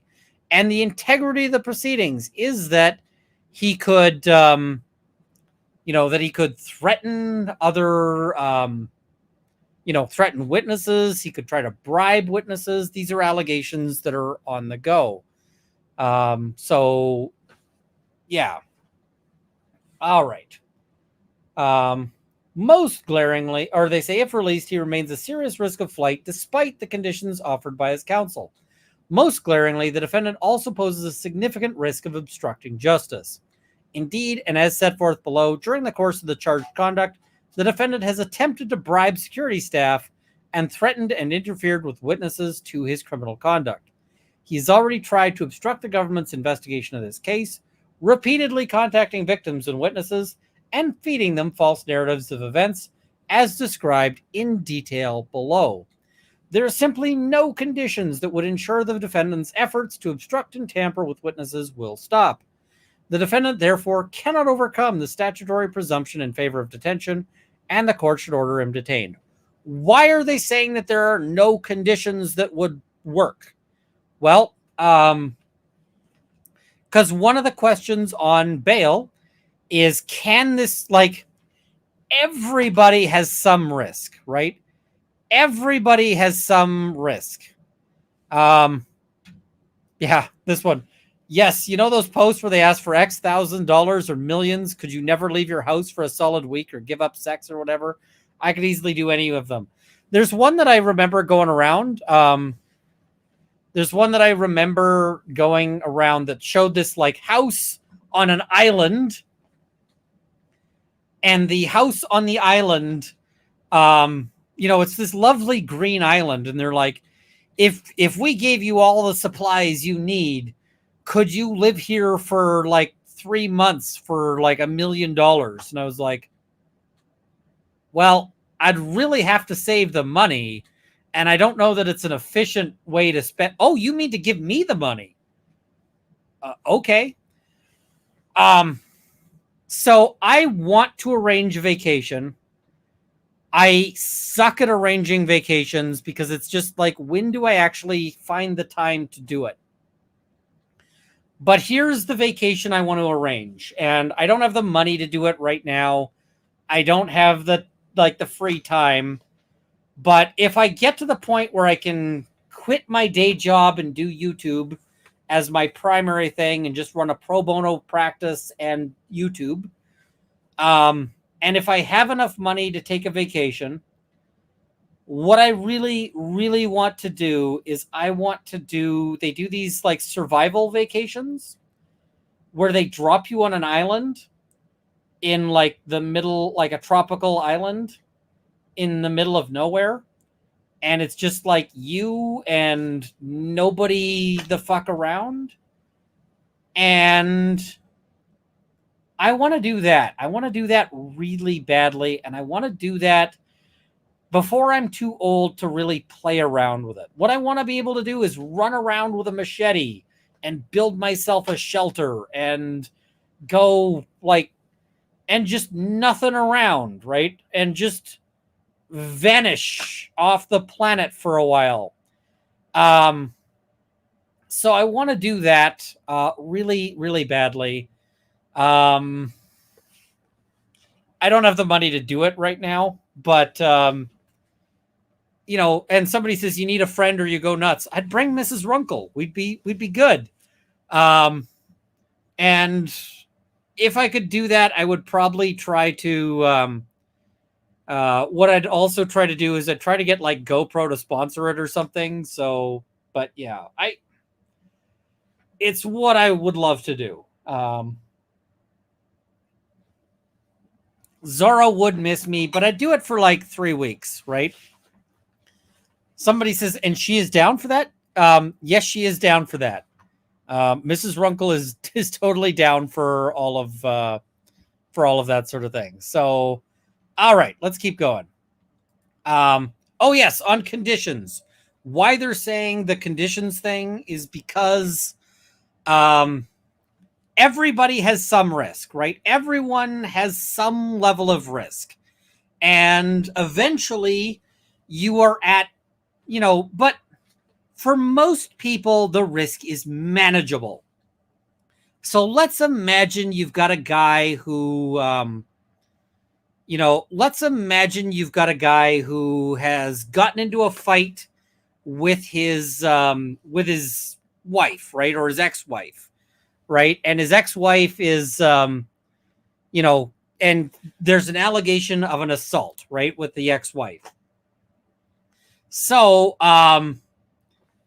you might say, well, there's a danger if this guy gets released that he might go and like assault his ex-wife again. That's not cool. But you might say, listen, we can manage that risk. We can manage the risk by saying this guy can't have any weapons.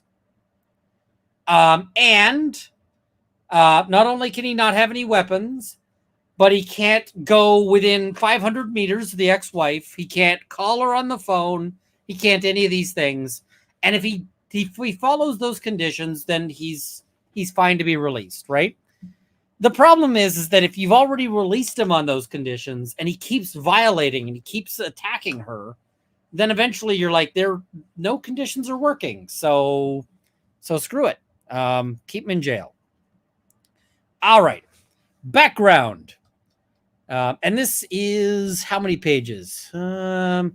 Some level of pages.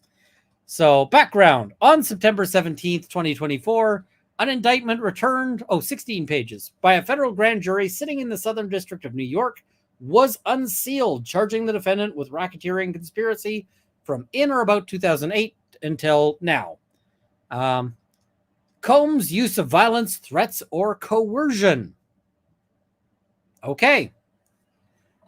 Since at least 2008, the defendant and other members and associates of the racketeering enterprise alleged in the indictment, which includes the defendant's multifaceted business empire, wielded the power and prestige of the defendant's reputation as a musician entrepreneur, and figure in the entertainment industry to commit federal crimes, including racketeering, sex trafficking, and other offenses. As charged in the indictment, many of those crimes involve the sexual abuse and exploitation of women and other crimes of violence. Okay, sex trafficking and abuse. Using the power and prestige of the enterprise, the defendant lured female victims into the defendant's orbit, often under the pretense of a romantic relationship. The defendant then used force, threats of force, and coercion to cause those female victims to engage in sexual activity, which included frequent sex acts with male commercial sex workers that the defendant referred to as freak-offs. Freak-offs were elaborate sex performances that the defendant arranged, directed, touched himself during, and often electronically recorded. That's a very clippable word, so we're skipping around it. Freak-offs occurred regularly from at least in or around 2009 through this year, sometimes lasted multiple days, and frequently involved multiple sex workers.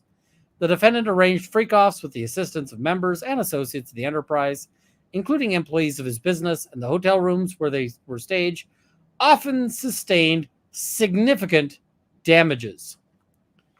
And they note here, by the way, for example, in approximately 2012 in Manhattan, the defendant paid over $46,000 to cover damages to a penthouse hotel room following a freak-off.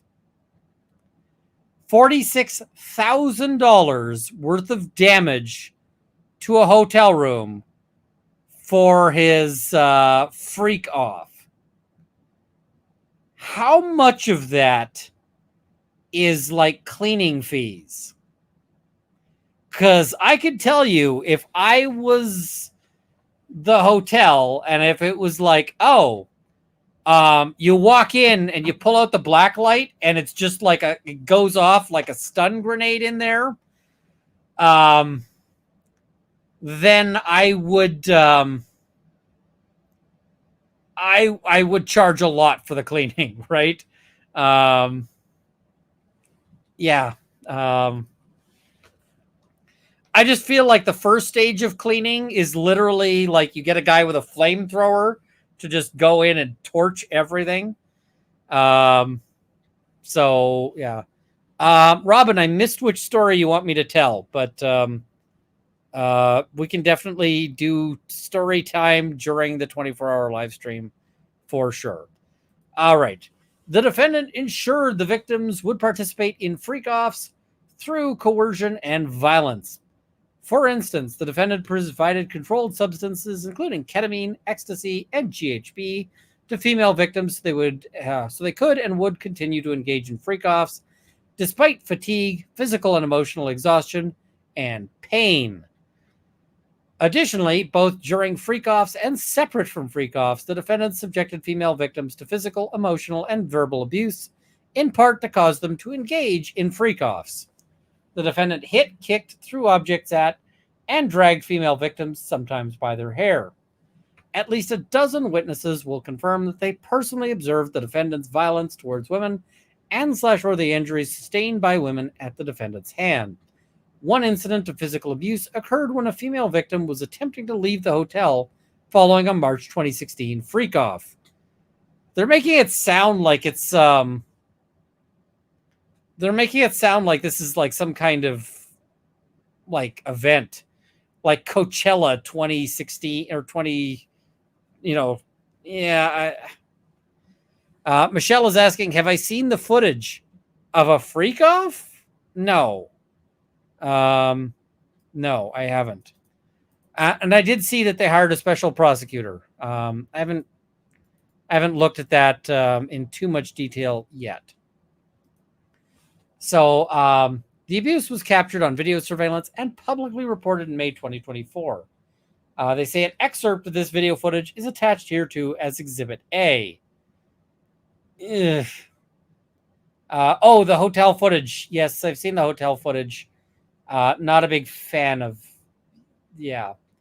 This abuse was captured on video surveillance and publicly reported in May 2024 The defendant's assaults often resulted in serious injuries to the victims that took days or weeks to heal. The defendant also coerced victims into participating in freak-offs by controlling their careers, finances, livelihood, and/or housing, among other aspects of their lives, or by threatening to disseminate recordings of freak-offs.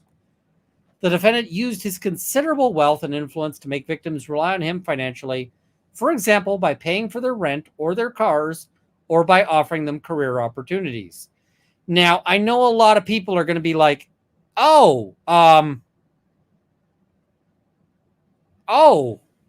hey, this guy's paying their rent. He's paying for their cars.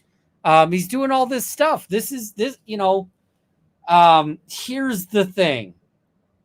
A lot of times, like, wealthy, abusive guys will basically encourage you to stop work and to rely entirely on them to exist, right? And they're saying, like, you need to rely on me, you need to depend on me. And they get people into that dependent situation where initially it sounds it sounds great. Oh, this guy's going to cover my rent. This guy's putting me up in this nice apartment building. This guy is, he's saying I don't have to work anymore. He's covering things. And then pretty soon they realize that now they depend on him, and they, now the guy, what they thought was a lifeline was actually a leash. So, yeah.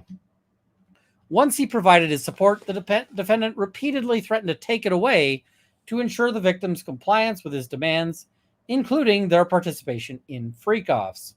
Indeed, victims believed that they could not refuse the defendant's demands that they engage in freak-offs without risking their financial security or career prospects, or without repercussions in the form of physical or emotional abuse. So, other violence. In addition to the defendant's physical, sexual, and emotional abuse of his romantic partners, the defendant repeatedly engaged in acts of violence directed towards his employees and others. As charged in the indictment, the defendant, often assisted by members and associates of the enterprise, engaged in kidnapping, arson, and physical violence, such as throwing objects at people, throwing people to the ground, and hitting, dragging, choking, and shoving others. Numerous witnesses, including the defendant's employees and others, observed or experienced violence from the defendant firsthand and suffered lasting trauma as a result. And this is the other reason why they really, really want to hold him, is that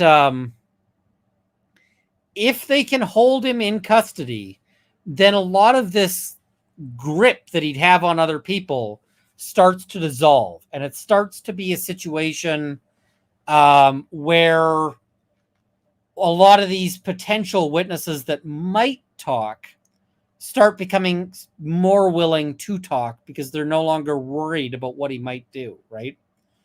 So, for example, in the early morning hours of December 22nd, 2011, the defendant and a co-conspirator kidnapped an individual at gunpoint to facilitate breaking into and entering the residence of another. Multiple witnesses would testify at trial to the events surrounding the kidnapping and break-in, the latter of which is corroborated by police reports and other records. And, Aaron Jones, hello from Ottawa. You inspired me to go to law school. I'm now at 2L.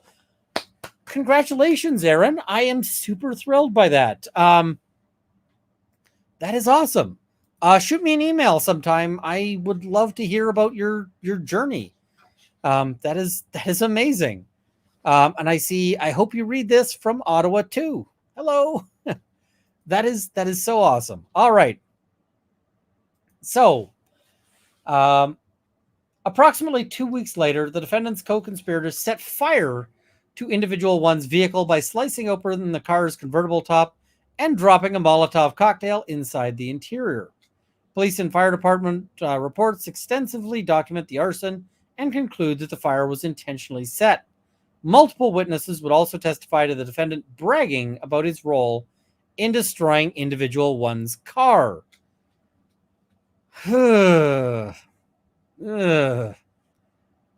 More broad, by the way, arson includes everything from like setting fire to someone's house to setting fire to someone's car, but it can also include things like setting fire to garbage and stuff like that.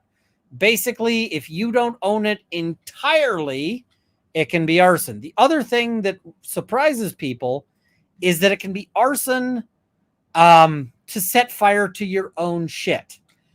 The classic example of arson is setting fire to your house is legal until you set fire to your house and try to claim the insurance money. If you try to claim the insurance money on your house after you set fire to it, then it's arson. So, yeah. But this one is someone else's car that he's setting fire to. More broadly, since at least 2008, allegations of the defendant's physical abuse of women and others have been publicly reported in the media, including in Hollywood blogs and on podcasts. Okay. YouTube, by the way, is getting more and more mention in court filings. If you watched my coverage of the Mr. Beast thing, you will see that one YouTuber gets mentioned extensively. And here they're mentioning podcasts. I'm guessing some of those podcasts were probably YouTube. Law enforcement reports corroborate that police responded to several instances of the defendant's violence, including assaults against victims and other individuals.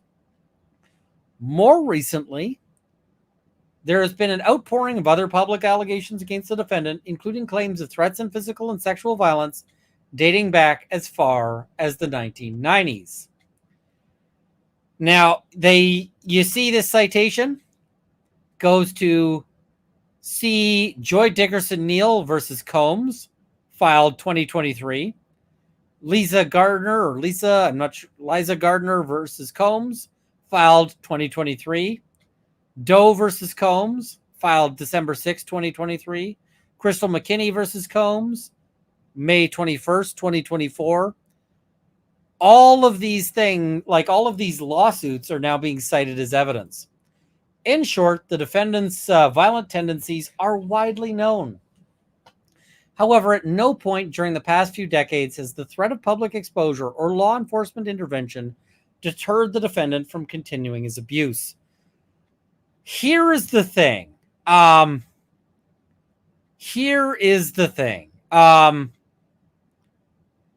So shitty people, shitty criminal wankers out there,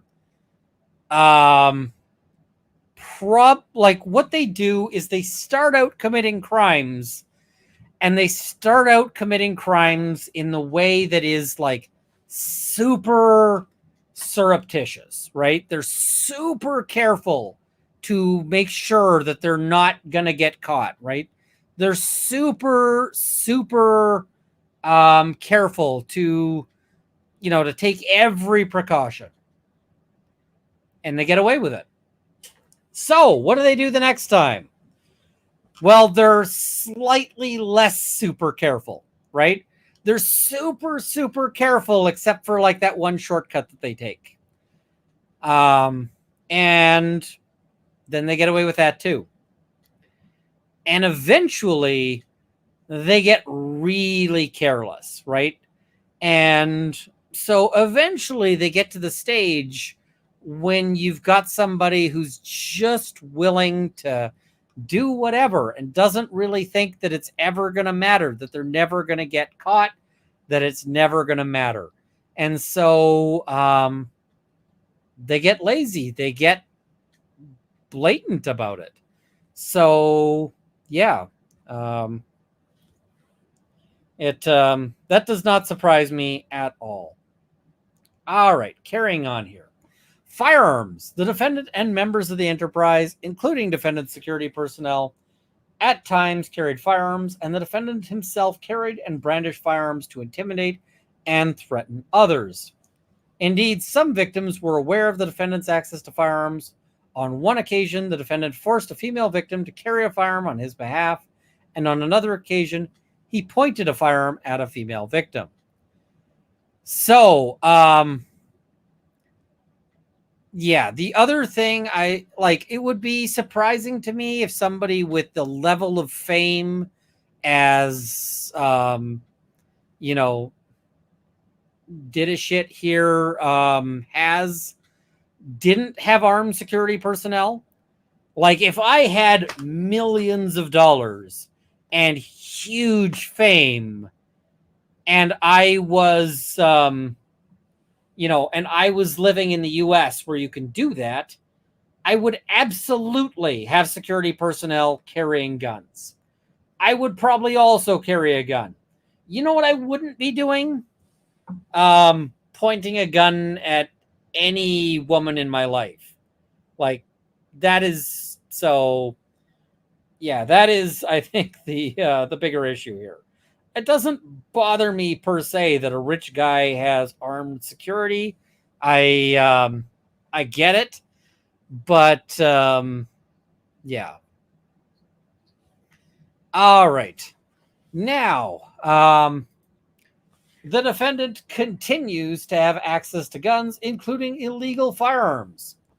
In March 2024, during searches of the defendant's residences in Miami, Florida, and Los Angeles, California, law enforcement seized firearms and ammunition, including 3 AR-15s, each with the face serial numbers, as well as a large capacity drum magazine.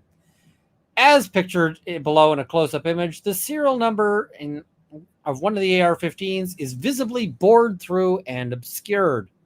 Now, can I expand this? Can I embiggen this any further? It won't embiggen any further. I want to see this picture. So it's a skull and cross swords, and the serial number is obscured, but that serial number is only partially obscured. I bet that could be at least partially restored. So I think it could partially be restored. And A. Hettinger says, Runkle of the Bailey, you're famous to me. Well, thank you. But you're also not, I don't think you're planning on coming to, like, shoot me. I hope.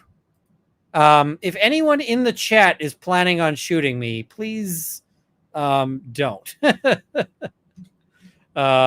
Please don't. 2 of the 3 defaced AR-15s were found in the defendant's Miami bedroom closet, stored broken down in parts, along with magazines that were loaded with ammunition, as depicted below. I will just note I keep a lot of my mags loaded. Not in the guns, but loaded. Because, yeah. One of the AR-15s had a 10-round magazine loaded with 10 rounds of large caliber. Oh, fuck off.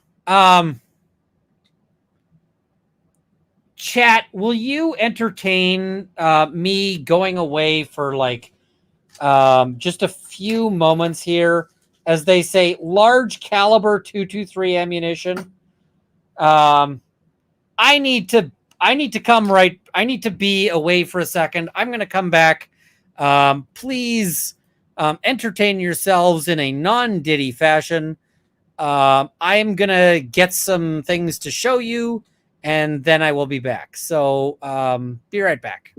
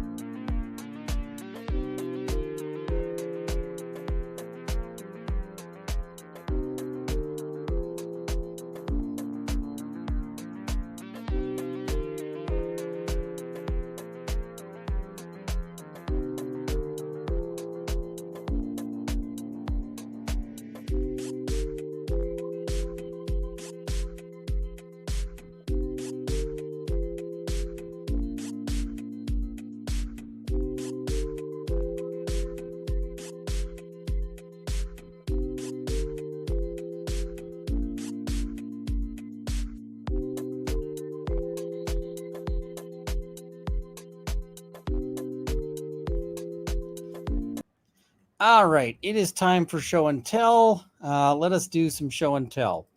I cannot show firearms on stream, but I don't think that they've said anything about ammunition. So let's talk show and tell. All right, so we're going to start off with, because they've said large caliber 223 ammunition. This is 223. Well, technically it's 5.56, but same difference, right? This is 9mm, right? You can see the 9mm is larger, has a larger projectile than the 223. All right. Let's see, what else do I have here? I've got some 22 Magnum. 22 Magnum. Never even opened it, so it is going to be a pain in the butt to get into. All right. I'm not even going to open it now. So this is the 22 Magnum compared to the 223.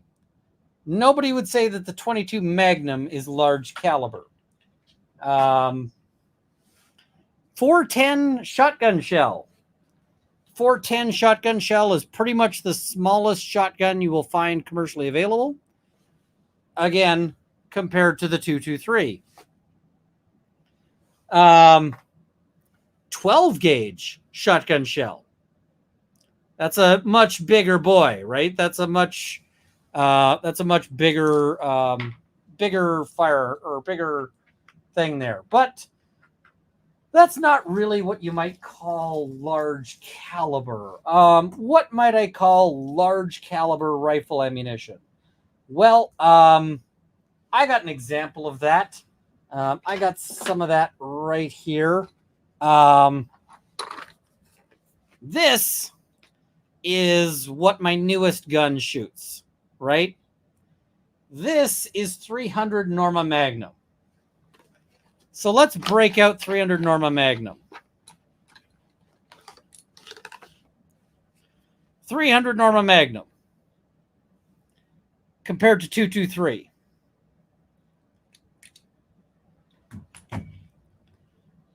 .300 Norma Magnum.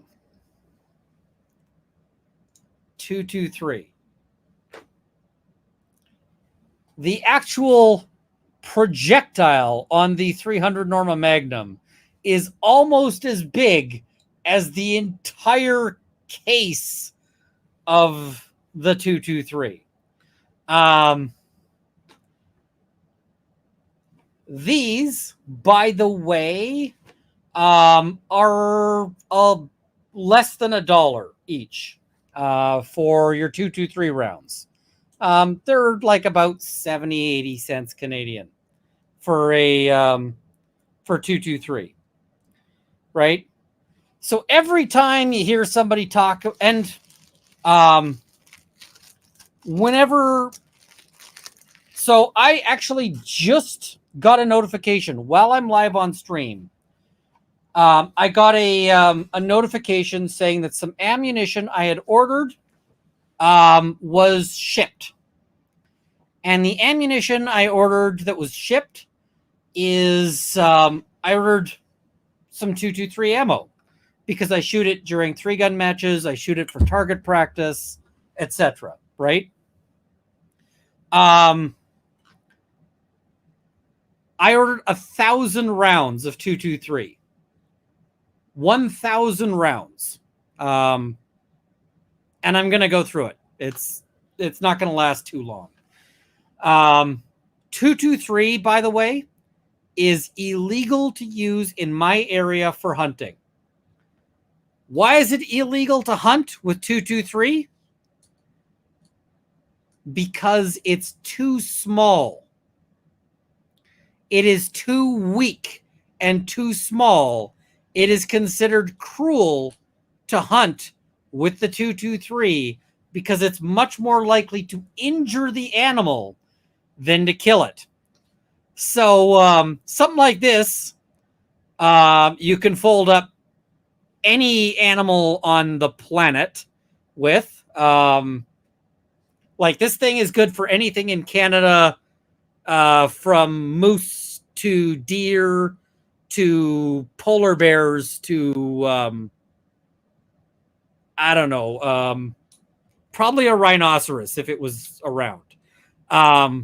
Like, this is whatever. A 223 I can't hunt with at all, right? Not for large game.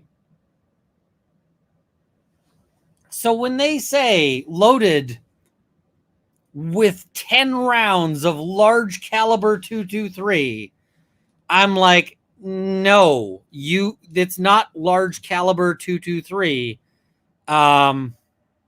It is, that's small. And the thing is you've got so much stuff to get him with. Like, you don't need to make shit up. Just get him on the stuff you got him on, right? Get him on the stuff you've actually legitimately got him on, and that should be good enough. So, yeah. One of the ARs had a 10-round magazine loaded with 10 rounds of large caliber 223, while the second AR had a 30-round magazine loaded with 19 rounds of 223 ammunition.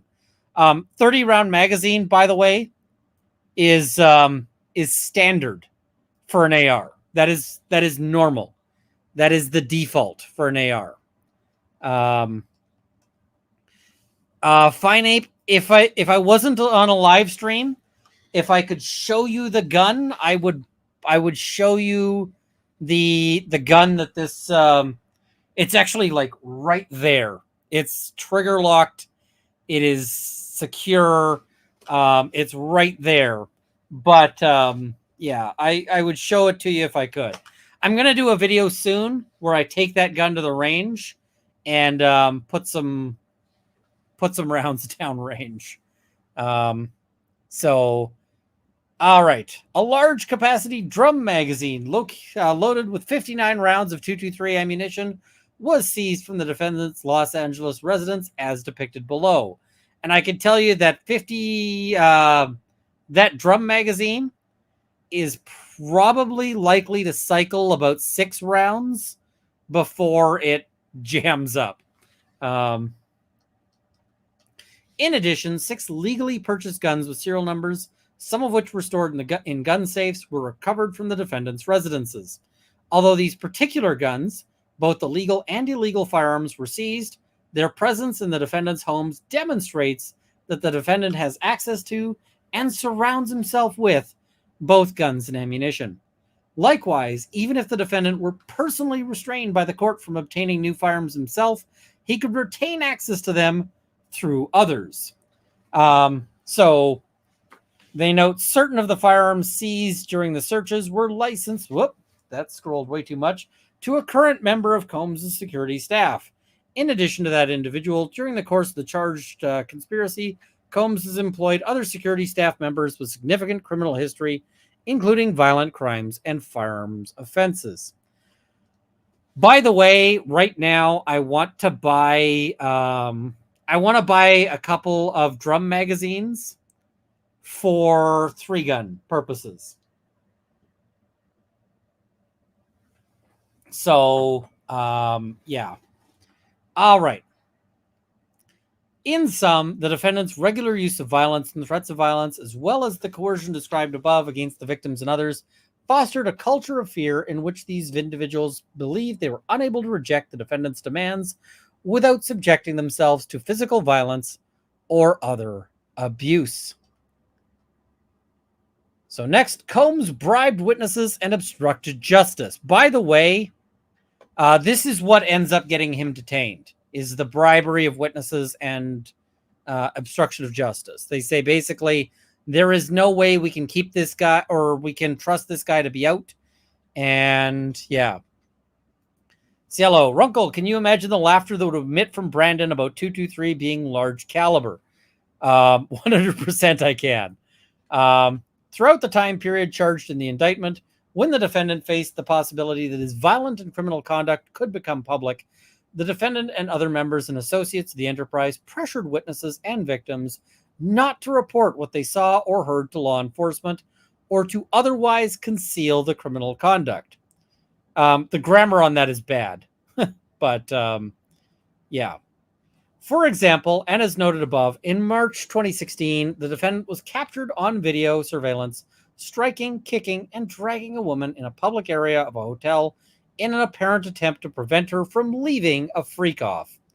When a member of hotel security staff intervened, the defendant attempted to offer the hotel security officer a stack of cash to ensure his silence. By the way, this is where we end up with some really interesting, and I'm just like, I am all for this guy. This guy is my new friend. After the security guard refused the defendant's bribe,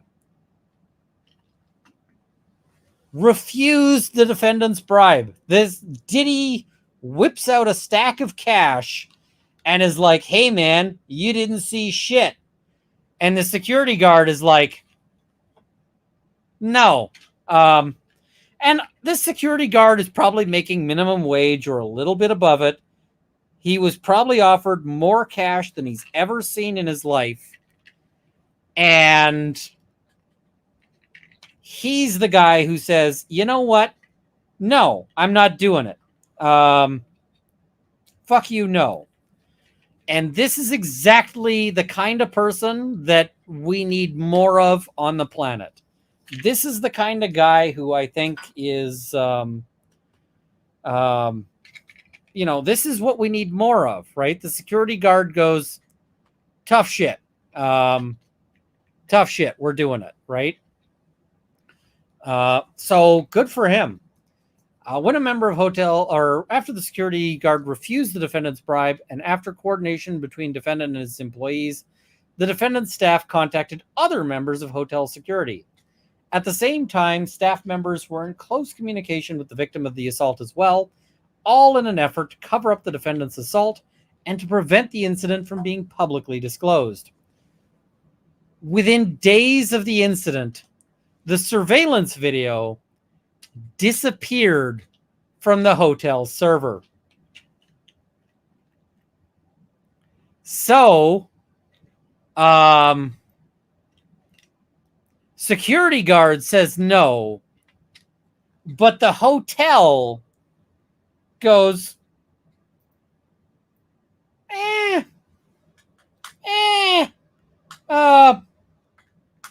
we can make something happen. Fuck that hotel.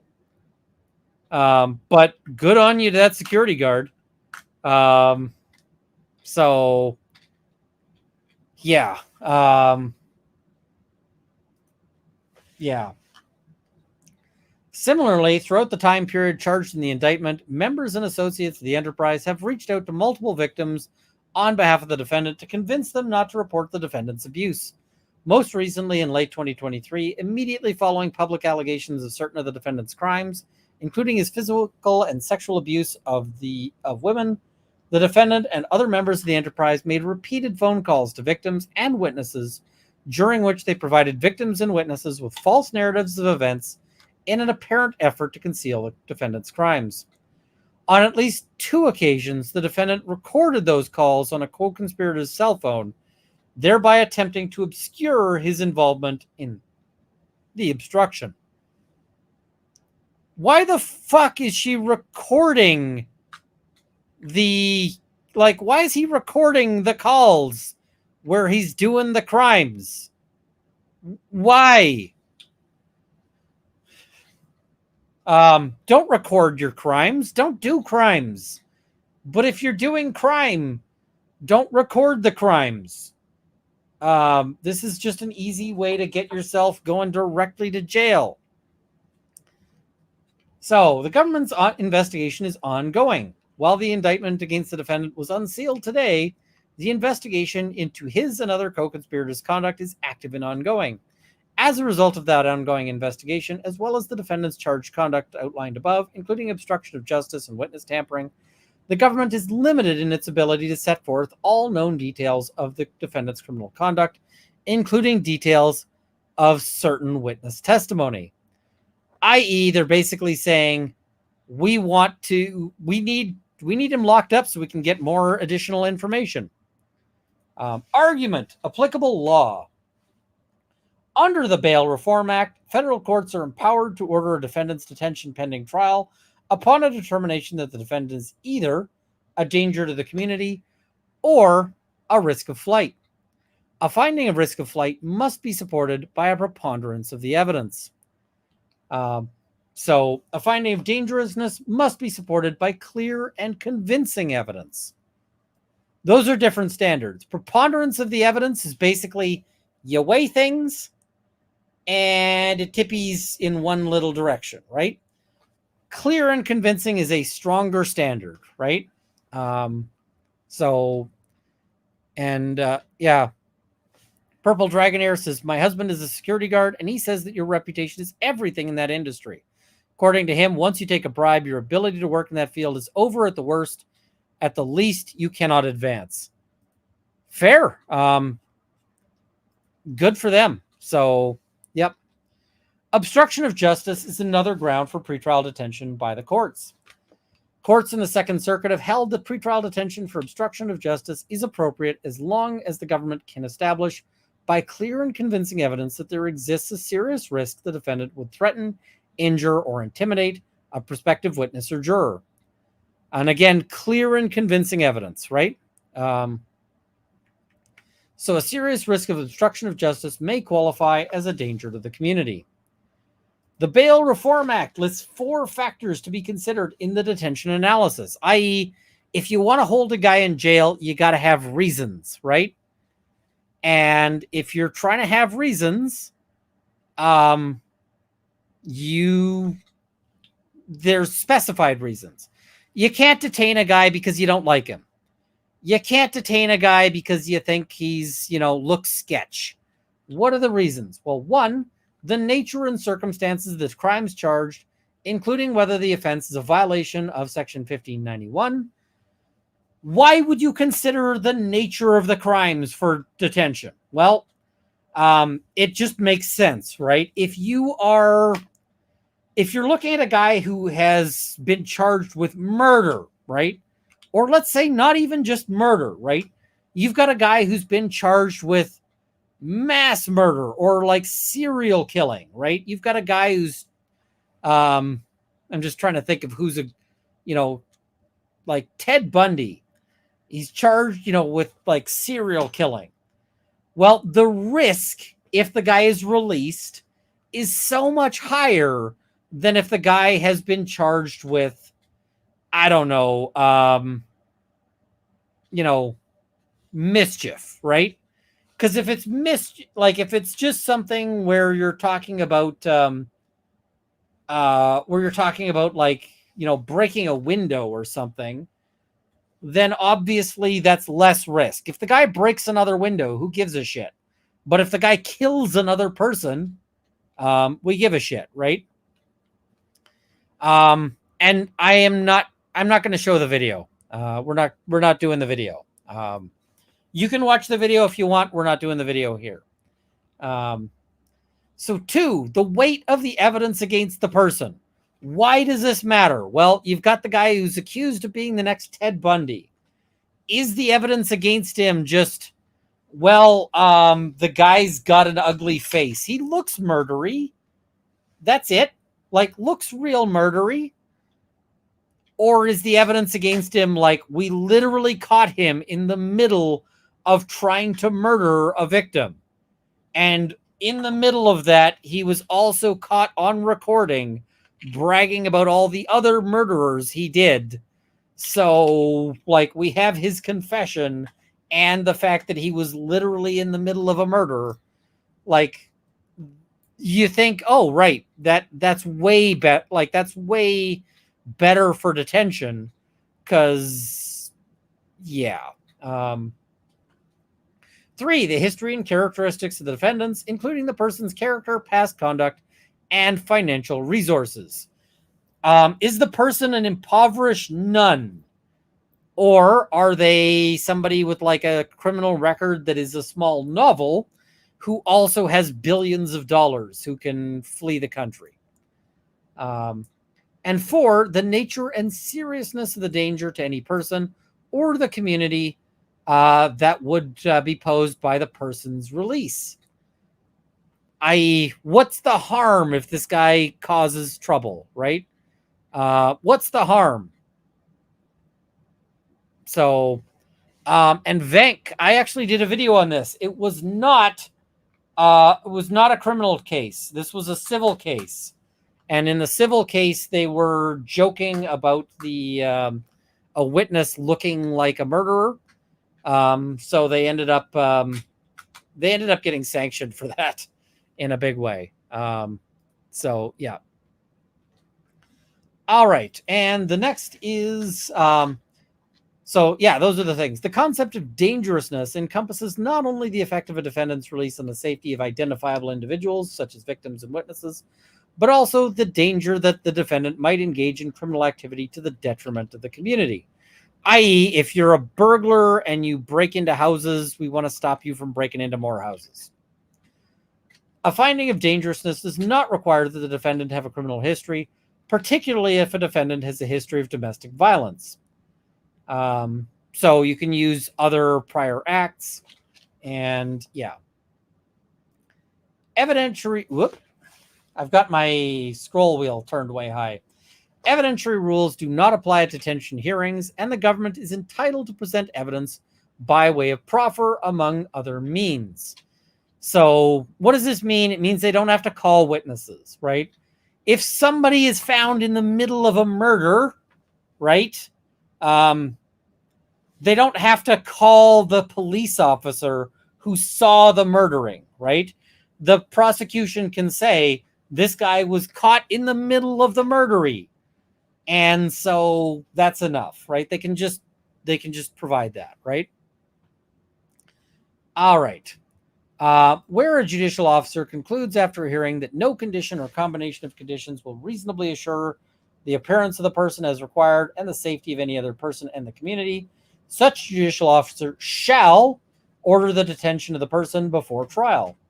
Additionally, whereas here a defendant is charged with sex trafficking, in other words, an offense under Chapter 77 of Title 18, it shall be presumed, subject to rebuttal, that no condition or combination of conditions will reasonably assure the appearance of the defendant as required and the safety of the community. So basically this says, for certain crimes, it is presumed that no conditions will work unless you show otherwise. So discussion. For the reasons set forth below, the defendant poses a significant danger to the community, both in terms of physical violence and obstructive conduct, as well as a risk of flight. So dangerousness. The defendant is charged with serious and violent crimes. I don't think anybody at this point, if you've been watching this entire stream, if you've been watching thus far, I don't think anybody can dispute that he is facing very serious charges and that those charges involve violence. So, all right. As charged in the indictment, the defendant has physically and sexually abused women and others for the better part of 2 decades. The government is kind of telling on themselves when they say that he's been abusing women for the better part of 2 decades. Because you didn't get him until now.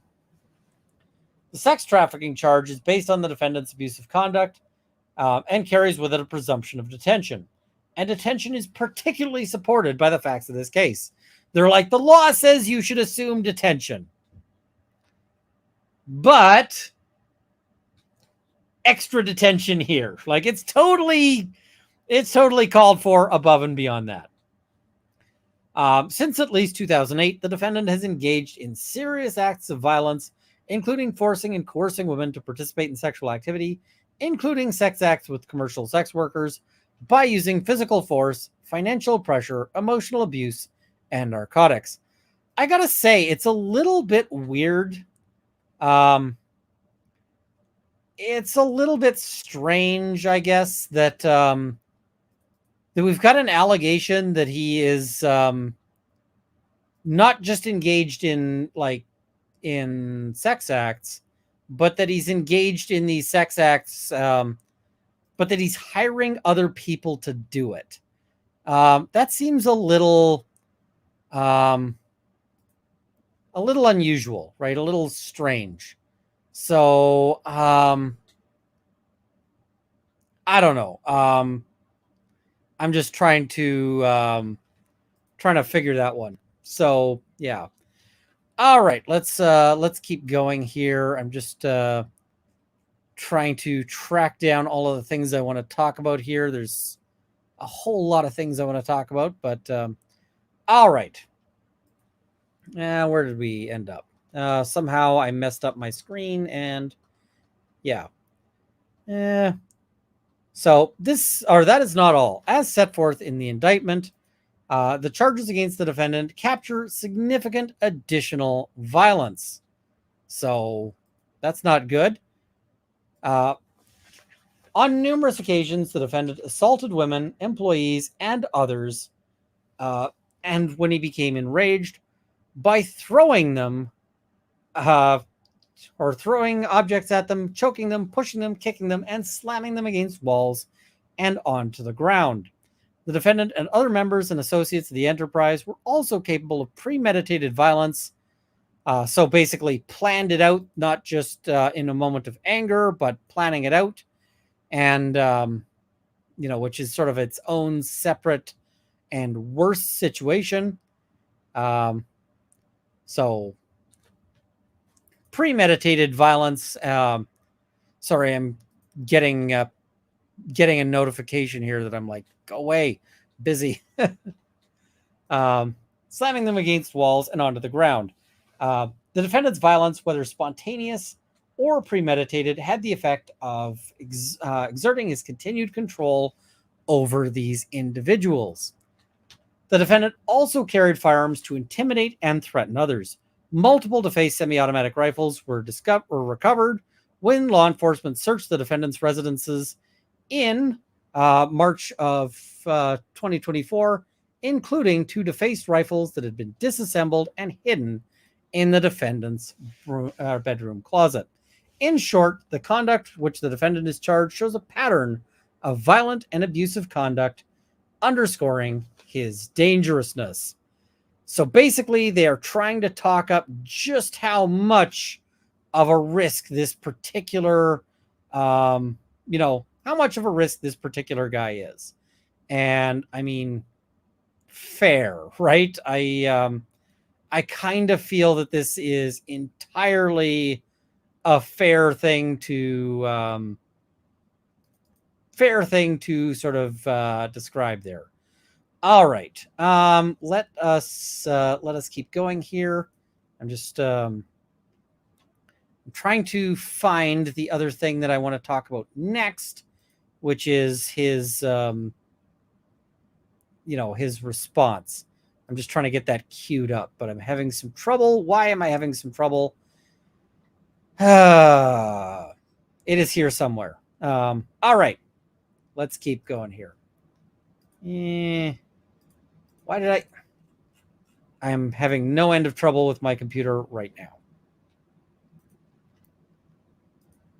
So, this disposition of violence cannot be reasonably prevented through bail conditions. The violence alleged in the indictment was not isolated or aberrational, i.e., this is what he does. So, yeah, he's basically saying, they're saying like, oh, right, he always tries to do this, right? This is not a one-off. It's not unusual. It's not out of character.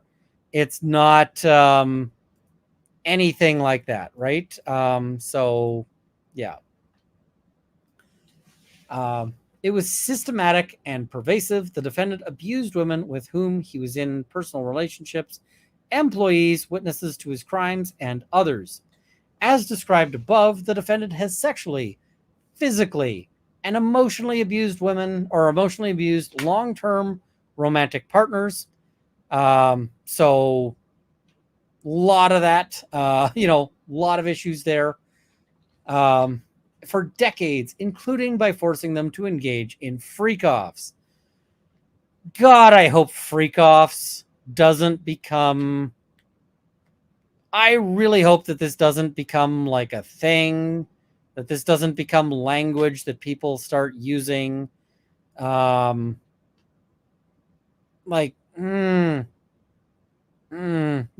I don't like how casually they're using the term freak-offs here, and it kind of bothers me.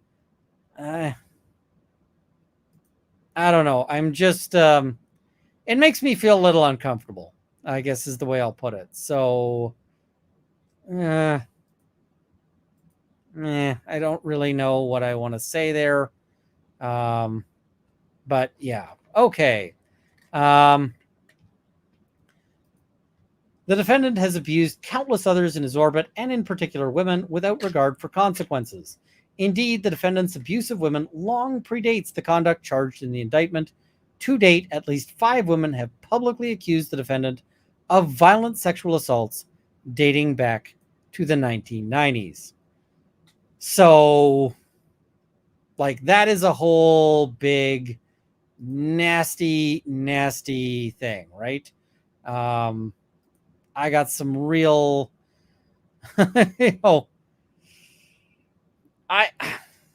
it really bothers me that he went this long with them saying everybody knows this shit. Everybody knows how much of a piece of shit he is. Everybody knows how much of a dirtbag he is. And yet, notwithstanding all of that, notwithstanding all of this shit, like now is when they bring it in. I'm just like, don't like it. Don't like it at all. So, yeah, I just, I'm not super fond of, nothing about this story is making me happy, I guess is the way I'll put it. All right. Moreover, the defendant's violence and abuse often occurred behind closed doors, including in his homes, hotels where he was staying, and other private settings. He's assaulted victims, employees, and others, and even brandished a firearm at a victim in his homes. So, also not great, right?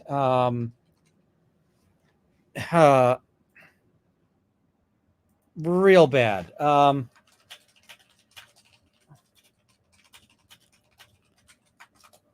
right. They say he's assaulted or people in his homes. The alleged sex trafficking similarly took place in private settings, not easily monitored. Indeed, in addition to engaging in freak-offs at hotels, the defendant has at times organized freak-offs at his home or at the homes of his female victims. This is precisely the kind of violence that even strict conditions, such as home incarceration, cannot prevent. They're like, listen, you put him in like house arrest. Well, what does that matter? Just because you put him in house arrest, he can still do this shit at his house, right? He's got no problem doing this shit at his house.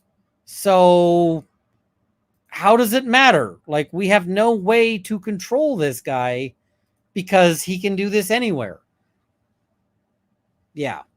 In sum, the defendant's long history of violent conduct makes clear that even the most stringent bail conditions will not satisfy to ensure the safety of the community. Also important. All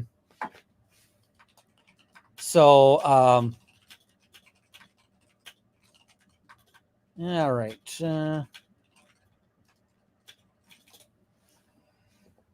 The defendant is a serial abuser who repeatedly assaults and coerces women to achieve his own sexual gratification and uses his vast wealth and position of power in the entertainment industry to conceal his illegal conduct and prevent victims of and witnesses to his abuse from coming forward.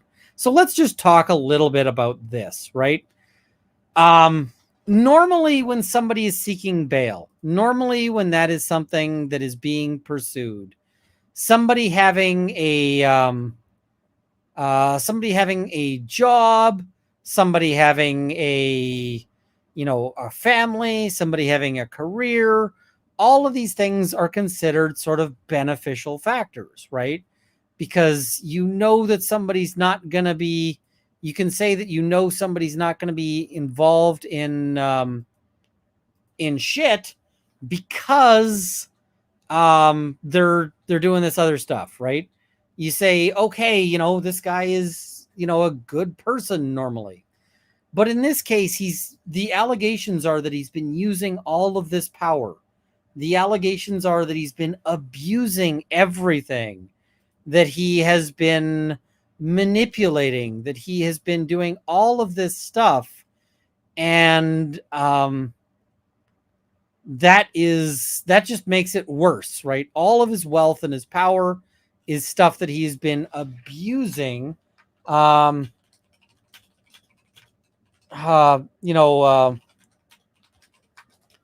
so basically this is like, how do you let him out when he's got so much power to commit these offenses? So in sum, the defendant's long history of violence makes it clear that even the most stringent bail conditions will not suffice to ensure the safety of the community.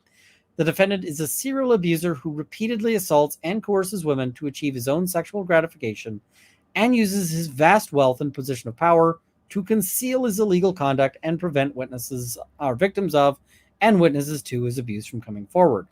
The defendant's long-standing pattern of abuse is probative evidence of the likelihood that he will continue to abuse. The best predictor of past conduct is future conduct is past conduct, right?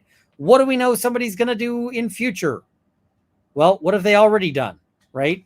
What have they done so far? Because if somebody has already done all sorts of fucked up shit, then they're more likely to do fucked up shit going forward, right? It just makes sense. So, indeed, nothing, not even the threat of public exposure or law enforcement intervention, has stopped his abuse. The defendant has continued to physically assault and threaten those around him, including his romantic partners, his employees, and others who happen to be present when he succumbed to fits of rage. No bail conditions can address the defendant's tendency to become violent when angry or emotional. Anyone in his presence is at risk of abuse or assault, and the defendant's physical assaults are serious, resulting at times in serious injury requiring medical intervention and long periods of recovery. Therefore, the nature and seriousness of the danger to any person is both real and specific. So, yeah. And somebody says, where's that line? Isn't this the kind of reasoning not allowed in trial? Absolutely, it is. Absolutely, it is. But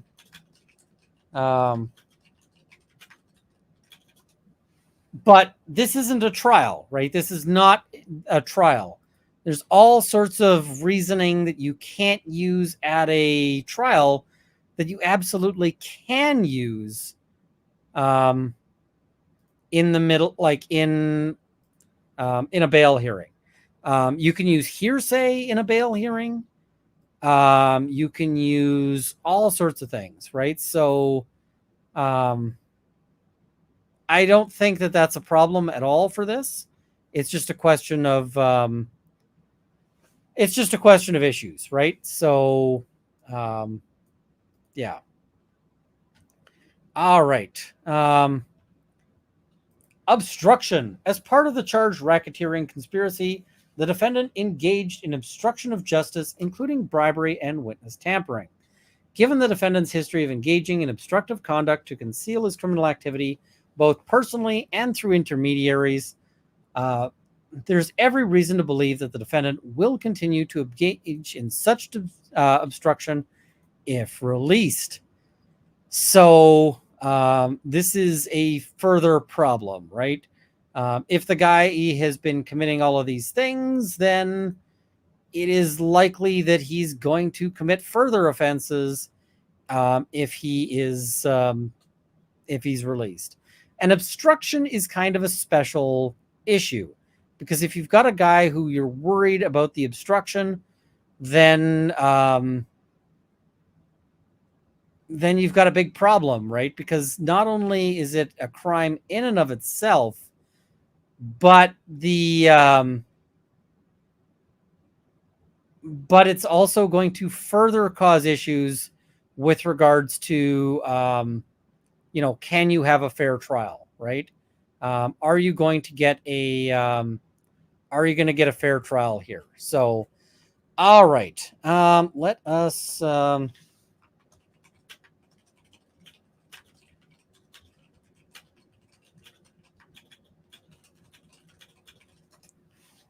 All right. So,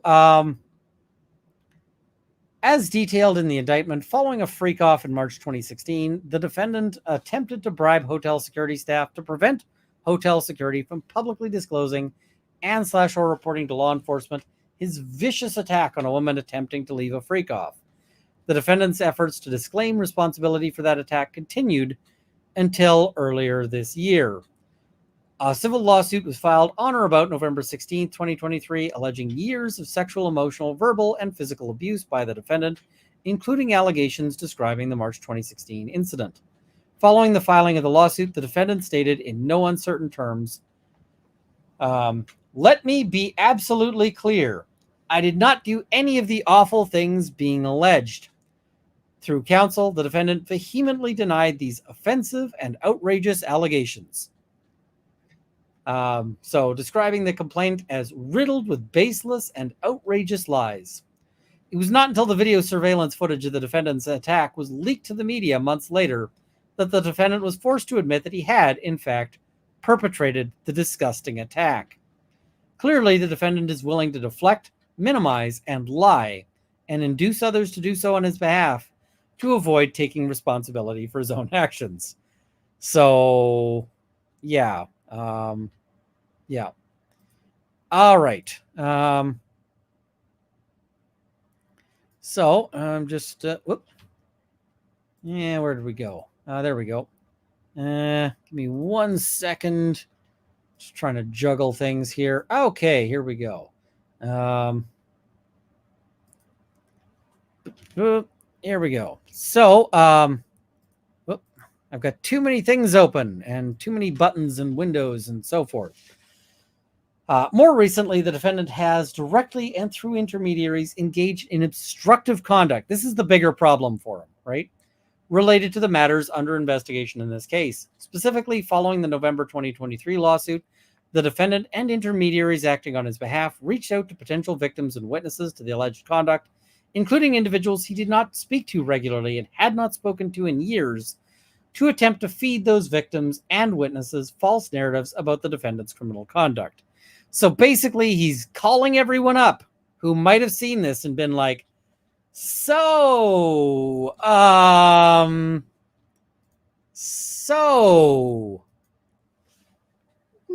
let's tell them all about how I'm innocent, right? So, yeah. Tide, I got it. Thank you so much. Much appreciated. With respect to at least two of these individuals, the defendant's co-conspirators assisted in efforts to protect the defendant. For example, on or about November 19th, 2023, just 3 days after the filing of the lawsuit described above, the defendant made multiple calls to another victim of his sexual abuse and recorded certain of those calls using the cell phone of a co-conspirator. During the calls, the defendant repeatedly asked for the victim's support and friendship and attempted to convince the victim that she had willingly engaged in acts constituting sexual abuse. The defendant also assured the victim that if she needed the defendant to, she ain't got worry about nothing else. You ain't got worry about nothing else sounds like a super, super bribe to me. That sounds like an incredible bribe to, like, offer to me. Um, I mean, wouldn't you love to have a billionaire call you up, or a multiple millionaire call you up and be like, um, you ain't got to worry about nothing else. Like Elon Musk, if you want to tell me that I ain't got to worry about nothing, um, I'm listening. Like, I'll pick up the phone if so. A thinly veiled attempt to coerce the victim into adopting and supporting the defendant's false version of events to protect the defendant. Even more concerning, since learning about the criminal investigation, including following the execution of the search warrants at his residences, Combs contacted other witnesses on multiple occasions, including other witnesses who had received grand jury subpoenas. I'm guessing that that they might have told the prosecution some things, right? So, yeah. The defendant's recent conduct is similar to that in United States versus LaFontaine, in which the Second Circuit affirmed the district court's revocation of pretrial release after the defendant in that case was charged in or engaged in witness tampering. Specifically, the defendant, who was charged with multiple counts of fraud in connection with providing false claims to medical insurers, called a witness to remind the witness that a particular patient had received surgeries that the patient had not, in fact, received. The Second Circuit affirmed the district court's finding that there was no condition or combination of conditions that would assure the safety of the community, given the defendant's witness tampering, despite the fact that the defendant's tampering did not involve actual violence or threats of violence. Basically, if you are charged with a crime, and there's case law about this in Canada, if you call a witness while you're there and you say, like, tell the truth, that's probably not going to be obstruction. But if you say, tell the truth, you remember how that guy hit me first, all I need is for you to tell the truth about how that guy hit me first, well, then that could easily be witness tampering, right? Because you're suggesting a version of events that that is a problem, right? That may not be actually true. So here the defendant's conduct goes way beyond what the LaFontaine court found sufficient to revoke bail. Even before being charged with a crime, the defendant has taken numerous proactive steps to tamper with potential witnesses' testimony against him. By the way, all of those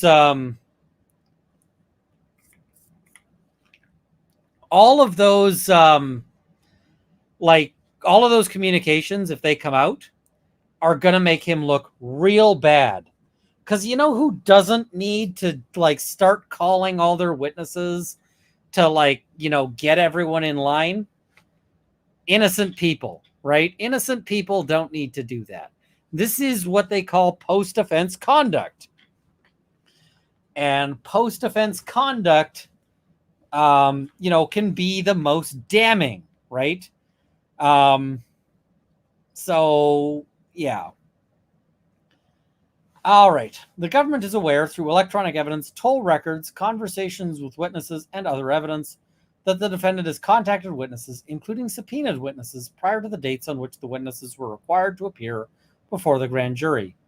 In addition, the defendant has recorded calls with at least one victim and provided, either directly or through intermediaries, false narratives of the events that transpired so that those witnesses would adopt that false testimony.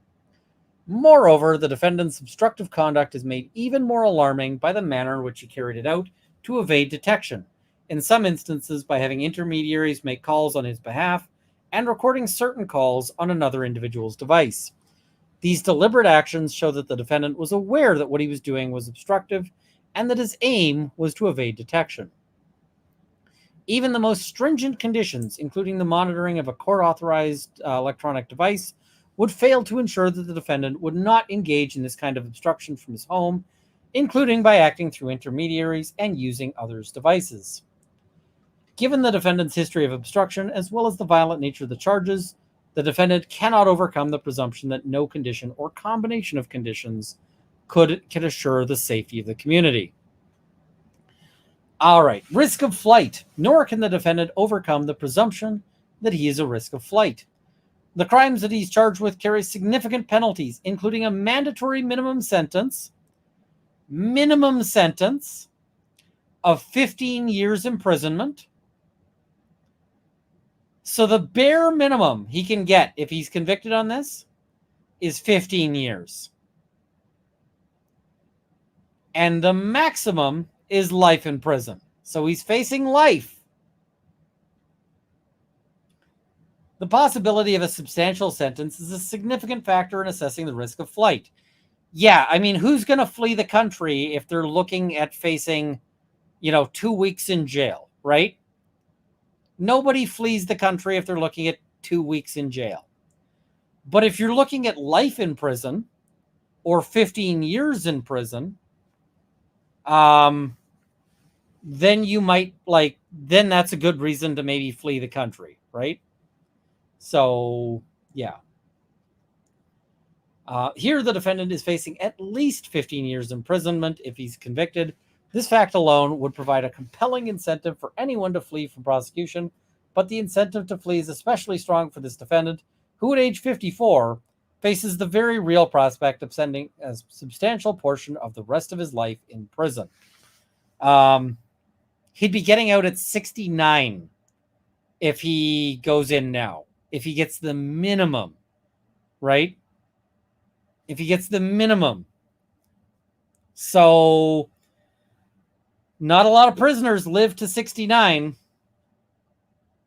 God, that sounded wrong. I regret everything about that statement. Okay, moving on. As detailed below, the evidence in this case is incredibly powerful, as the facts set forth in the indictment and herein make plain. Dozens of victims and witnesses have provided detailed, credible, and corroborated information against the defendant. These individuals include many who personally experienced and witnessed violence and other crimes at the hand of the defendant. Moreover, their accounts are well corroborated by significant extrinsic evidence, including financial and billing records, travel records, electronic data, and communications, including extensive communications by and with the defendant himself. For example, victim testimony regarding freak-offs is at times corroborated by other witnesses' testimony, communications with the defendant and commercial sex workers, travel records, hotel records, videos of the freak-offs, and records reflecting or indicating payment. Similarly, a victim's physical abuse may be corroborated by, among other things, videos of the abuse, photographs of injuries, reports made to law enforcement, communications with the defendant and others, and testimony from other witnesses who saw or heard about the abuse. The vast and varied sources of evidence described in detail below will be compelling evidence of guilt at any trial in this case. Thus, the serious risk of conviction provides further incentive for the defendant to flee prosecution. Those commercial sex workers, if they can track them down, are probably going to be on the list of people who are offered deals, right? They're probably going to be on the list of people who are being told, listen,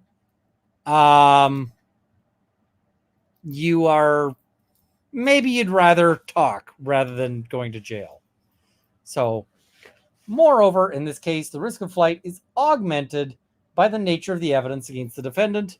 The evidence against the defendant, which would be made public at trial, includes substantial evidence that is highly sensitive and has the potential to significantly and negatively impact the defendant's reputation. For example, dozens of video recordings created by the defendant of freak-offs with victims. By the way, if this trial is televised, which I don't think it will be, those videos of the freak-offs will never be will never be broadcast, right? For decades, the defendant has spent significant time and resources ensuring that his criminal conduct avoids public scrutiny. Given the potential penalties here, both incarceration and reputational harm, the defendant has every incentive to flee to avoid prosecution and a public trial. So they quote United States versus Madoff, or Bernie Madoff, right? The shame of the allegations that he's facing is also an immense incentive to flee. The defendant's incentive to flee, outlined above, coupled with the defendant's seemingly limitless resources, creates significant risk of non-appearance. The defendant's net worth is publicly estimated at being close to $1 billion with a B dollars. And yeah, the jury's going to have to see it. The jury's going to have to see those videos. Billion with a B. Indeed, the investigation of this case has revealed that the defendant has access to vast funds and resources, including deep reserves of cash, which would facilitate his evasion of prosecution. At least as of December 2023, the defendant had access to dozens of bank accounts, some personal and many under corporate entities, which contain millions of dollars. Folks, I have access to a couple bank accounts, which between them contain tens of dollars. Tens of dollars. I am a flight risk because I could afford a bus ticket if it came down to it.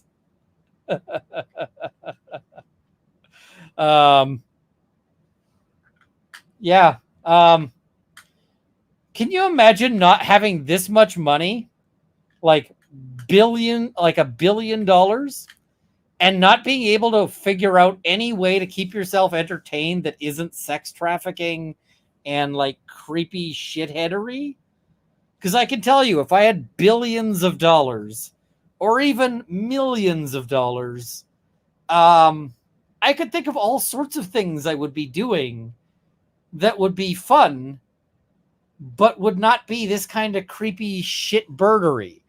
Like, I'd be learning to fly a plane. I'd be learning to, I'd be going shooting guns. I'd be like riding horses. I mean, if I had $1 billion, I might be like, I'm going to make a movie. Like, I'm just going to star in a movie because I'm going to fund it. So, I would not do this. I would not do the Ocean Gate. I'd go deep sea fishing. I'd go all the things. I'd visit every country that I possibly could that wasn't like a war zone. So,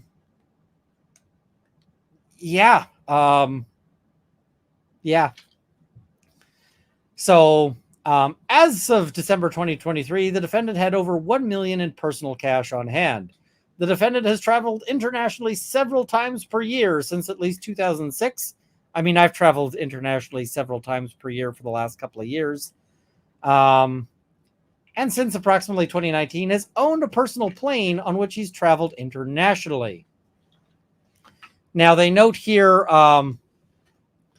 through conversations with defense counsel, the government understands that defense counsel is currently in possession of the defendant's passports, as well as the passports of several of the defendant's family members, and that the defendant is in the process of attempting to sell his plane and LA residence. How do you even sell a plane? Like, do you sell a plane like on Kijiji or like Facebook Marketplace? For sale, one plane? Now I'm just wondering, is that something you can do? Facebook Marketplace. Search Marketplace. Airplane.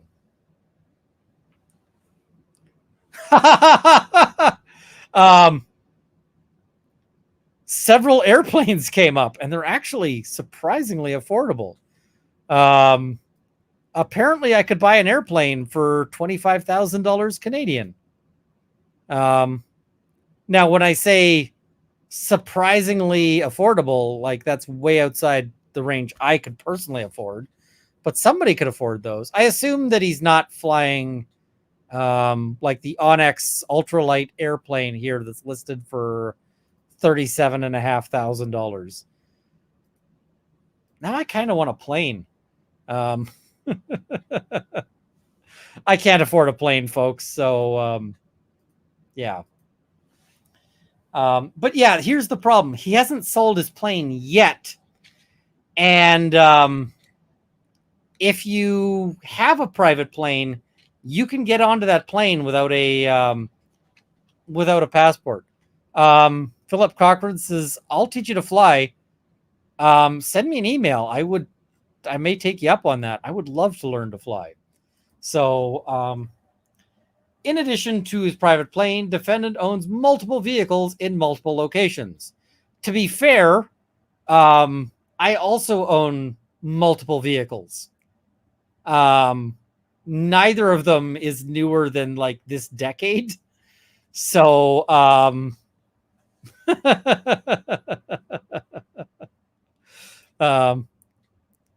and Michael Gordon is wrong here. Coming down is the hardest thing.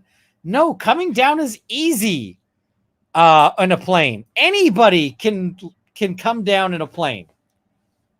It's the living afterwards that's the hard part. But the plane will always end up on the ground or the ocean. That is always a thing that's going to happen. It's just walking away from it afterwards is the tough part. So, yeah. He has a personal staff, including assistants, security, chefs, trainers, and others, who perform tasks at his command, including transporting him, delivering him currency, securing narcotics for him, and other tasks. So I have a personal staff that consists of Mrs. Runkle, who doesn't do any of these things. Oh, wait 1 second. Sorry, that was just Mrs. Runkle disagreeing very strongly with the notion of her being my personal staff.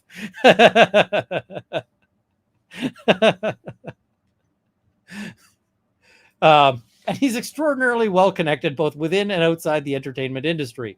In short, basically, he could borrow a plane, right, is the line there. If the defendant wanted to flee, he has the money, manpower, and tools to do so quickly and without detection. The defendant's lack of access to his passport or private jet would not negate the fact that the defendant could easily buy his way out of facing justice.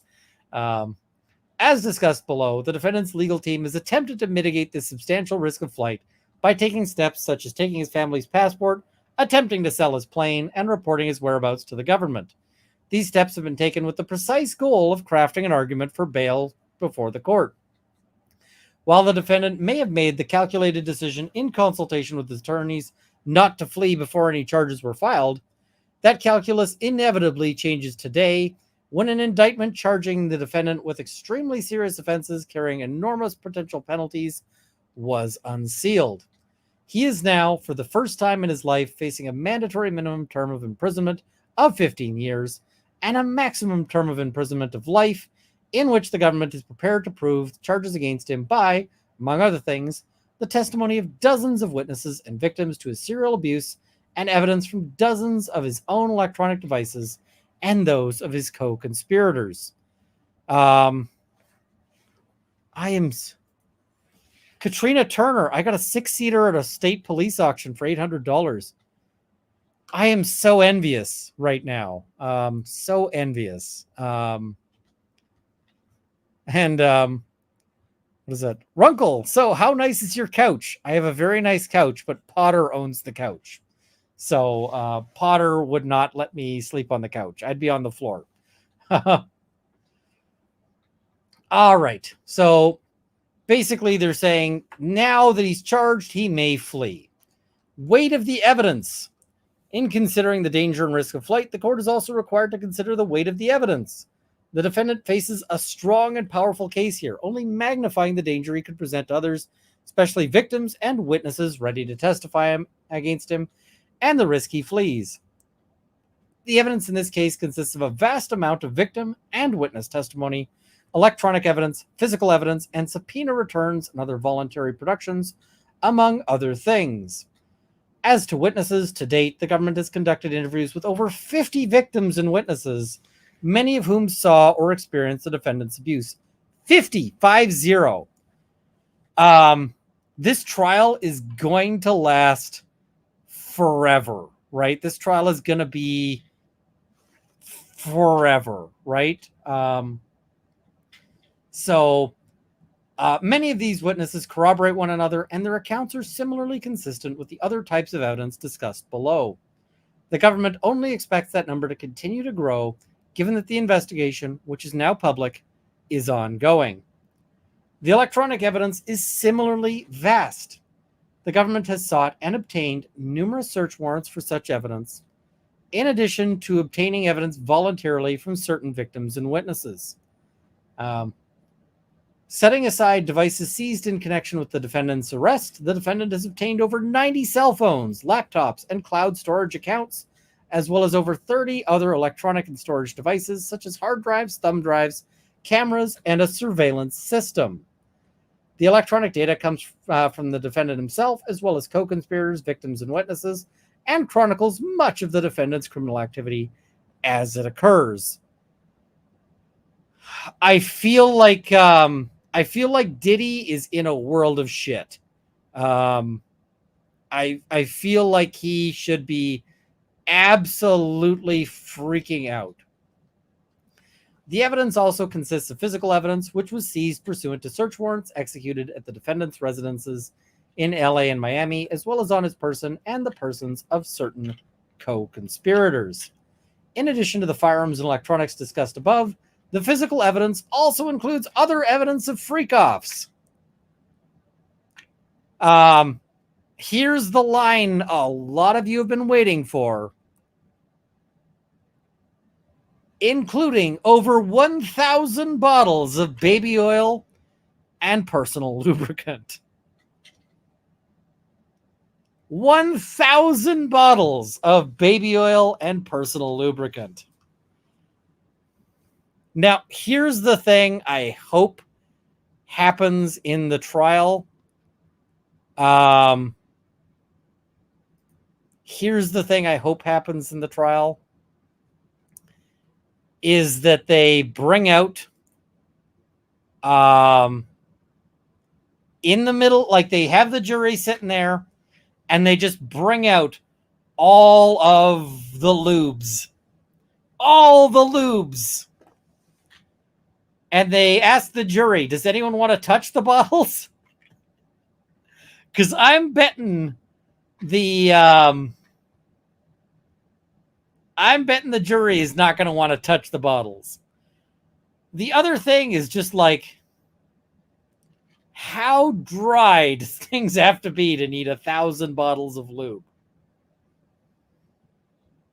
Motherfucker out there making things like the Sahara Desert. So, yeah. And if you're ever wondering, like, why do police evidence, people wear gloves? In part, it's because they don't want to put fingerprints on the, on the material. But in part, it's also because they don't want to touch certain shit, right? So, yeah. Finally, the evidence includes records obtained pursuant to over 300 grand jury subpoenas and other voluntary productions.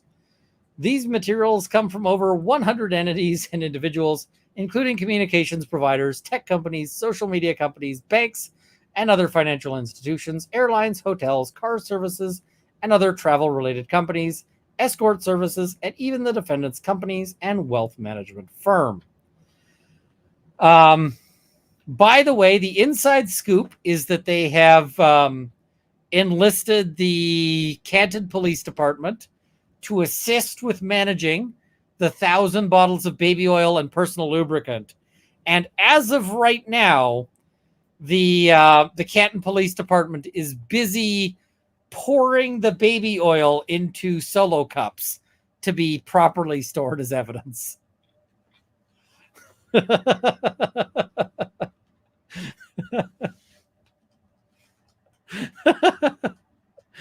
The defendant's proposed bail package is insufficient for all the reasons set forth here, and there is no bail package that can reasonably assure the safety of others in this case. where the defendant has engaged in a decades-long pattern of violence against women and others and has used his wealth and power to ensure that his criminal conduct goes unpunished through manipulative and obstructive conduct. In particular, the bail package proposed by defense counsel is insufficient because it fails to adequately protect others from the defendant's violence, impose measures to prevent and detect obstruction, or to prevent the defendant from accessing his vast resources, including millions of dollars in cash to evade prosecution or dissipating those assets to avoid financial penalties for his crimes. The other thing is like the lawyers want to get paid too, right? So, yeah. Defense counsel has also proposed certain bail conditions, including home detention with electronic monitoring and a $50 million bond secured by the defendant's Miami property. These conditions are plainly insufficient to address the legitimate concerns set out above. In particular, given the defendant's history of engaging in obstructive conduct, the court must the court must reject the insufficient conditions proposed by defense counsel, which do nothing to prevent and detect such conduct.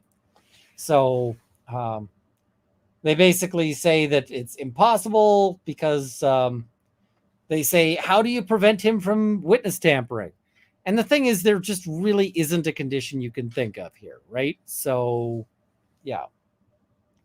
Notably, the defendant's previously proposed conditions do not include provisions related to his access to electronic devices, which, as outlined above, the defendant uses to engage in obstructive conduct. Nor do the proposed conditions include information related to or restrictions on access to the defendant's vast resources, including multiple personal bank accounts in the name of the defendant's business, and deep cash reserves, which could facilitate the defendant's flight. Similarly, the proposed conditions fail to protect against disposition of assets, which may be subject to forfeiture or penalties on the charges in the indictment. So basically, they're saying if the guy has access to his money, then he might do things like, buy Fabergé eggs with all of his money and then hide the Fabergé eggs, right? So that then they're available to him later. Finally, they do not include conditions that would limit the defendant's potential to engage in violence or abuse, such as drug testing and treatment and surrender of all firearms. Now, I'm wondering why the prosecution is basically suggesting conditions that they think might fix things. So, yeah. So basically, they are saying any application for bail should be denied. Okay. So, that's kind of our first thing there. Let us, I'm just trying to pull up our next PDF here. I'm just going to download. It's just so I've got it on my drive and we can properly check it out. Let us also go and check out some super chats here. I do promise I will get to every super chat. I'm not going to go away. We are going to cover them all. So yes. Jillian Whelan, thank you for the 5 gifted memberships. Much appreciated. Excuse me. I was testing every couple of days for COVID for weeks. Finally made it to the doctor. Mononucleosis. I forgot it existed. Yep, mono is still a thing. It still exists. And the other fun, fun bit there is that so I probably got mono early on in my relationship with Mrs. Runkle. And it was not great because I worry that she I was worried that she thought I was basically trying to ghost her there. I was not trying to ghost her, but I was worried that she might think I was. So, yeah, it was not my finest hour. It just was what it was. So, yeah. Just trying to remove some of the garbage from this PDF. Why is there garbage in this PDF? I hate when people watermark PDFs that, like, you didn't create this. Why are you watermarking it? Why are some of these watermarks things that I can't remove easily? Yeah, what am I? Don't like this. Don't like it at all. All right, let's see if I can. Yeah, I don't like sort of advertising content that I don't know if it's any good, because it's like, this guy could be a shithead. Jolene, thank you for the gifted membership. Much appreciated. Lori Lenny says, may we please have a Sarah Boone live stream when we can? Yep, we will try to do that. That will definitely be a thing we try to do here. And yeah. All right. I'm just gonna have to put up with the watermarks. I think it is what it is. So just all right. Fumbling with things as we go. Apple Silver says, legal question. If you turn yourself in Canada, do you avoid pretrial detention like the US? You are more likely to avoid pretrial detention, but you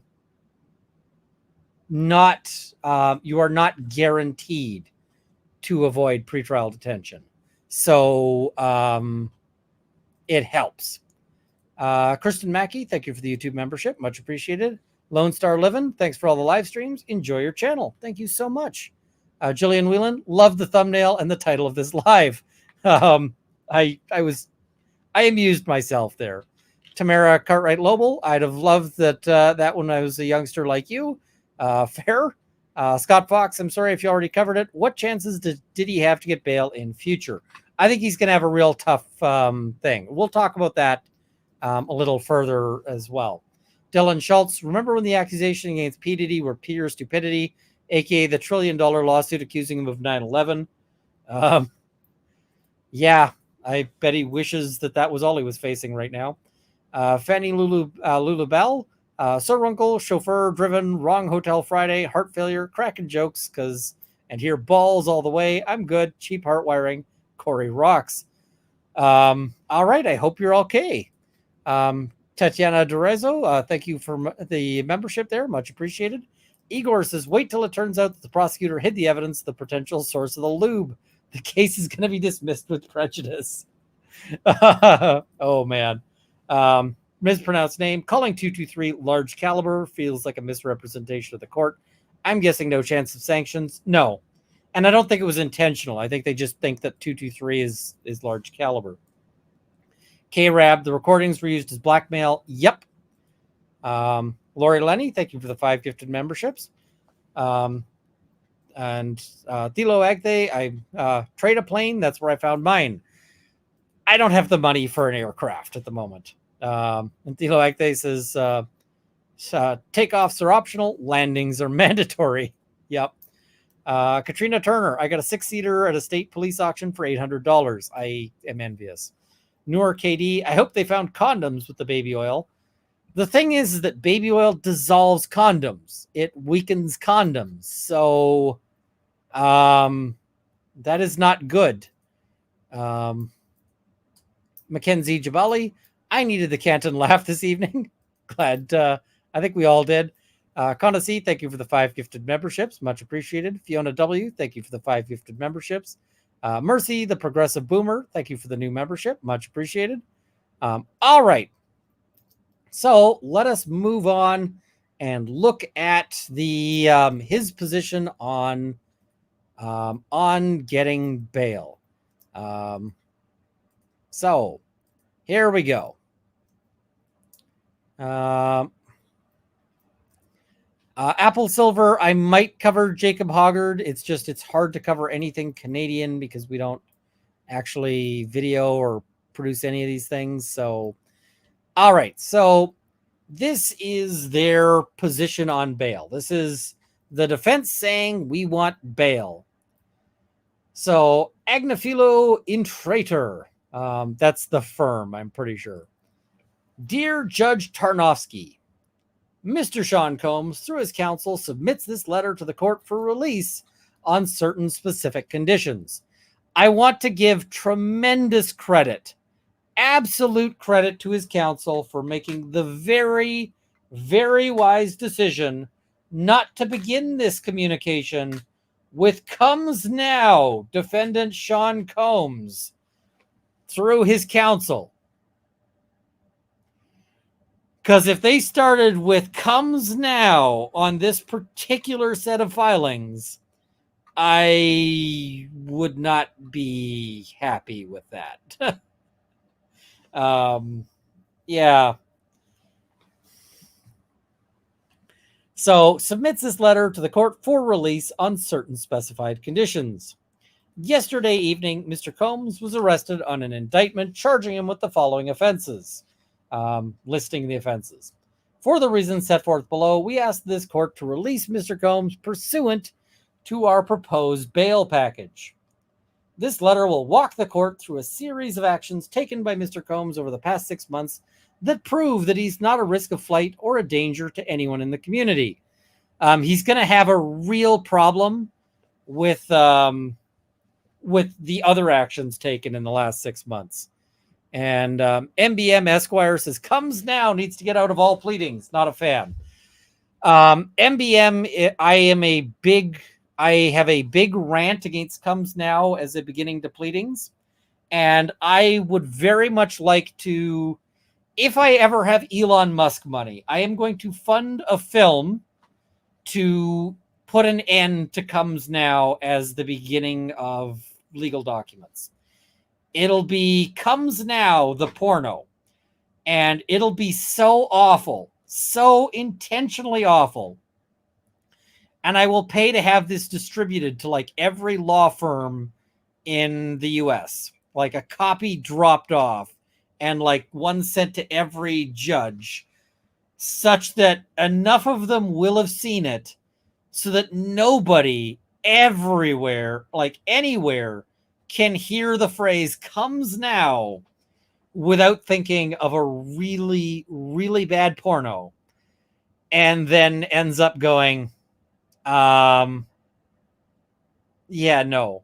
So I just want to make it super awkward for everybody such that it ends up, that dies. Okay. So, they say the first thing the court should know is that when it became apparent to his counsel that Mr. Combs would at some point soon be formally charged, he did something extraordinary. He left his home in Miami and traveled to New York, the very location of the prosecutors and agents investigating him.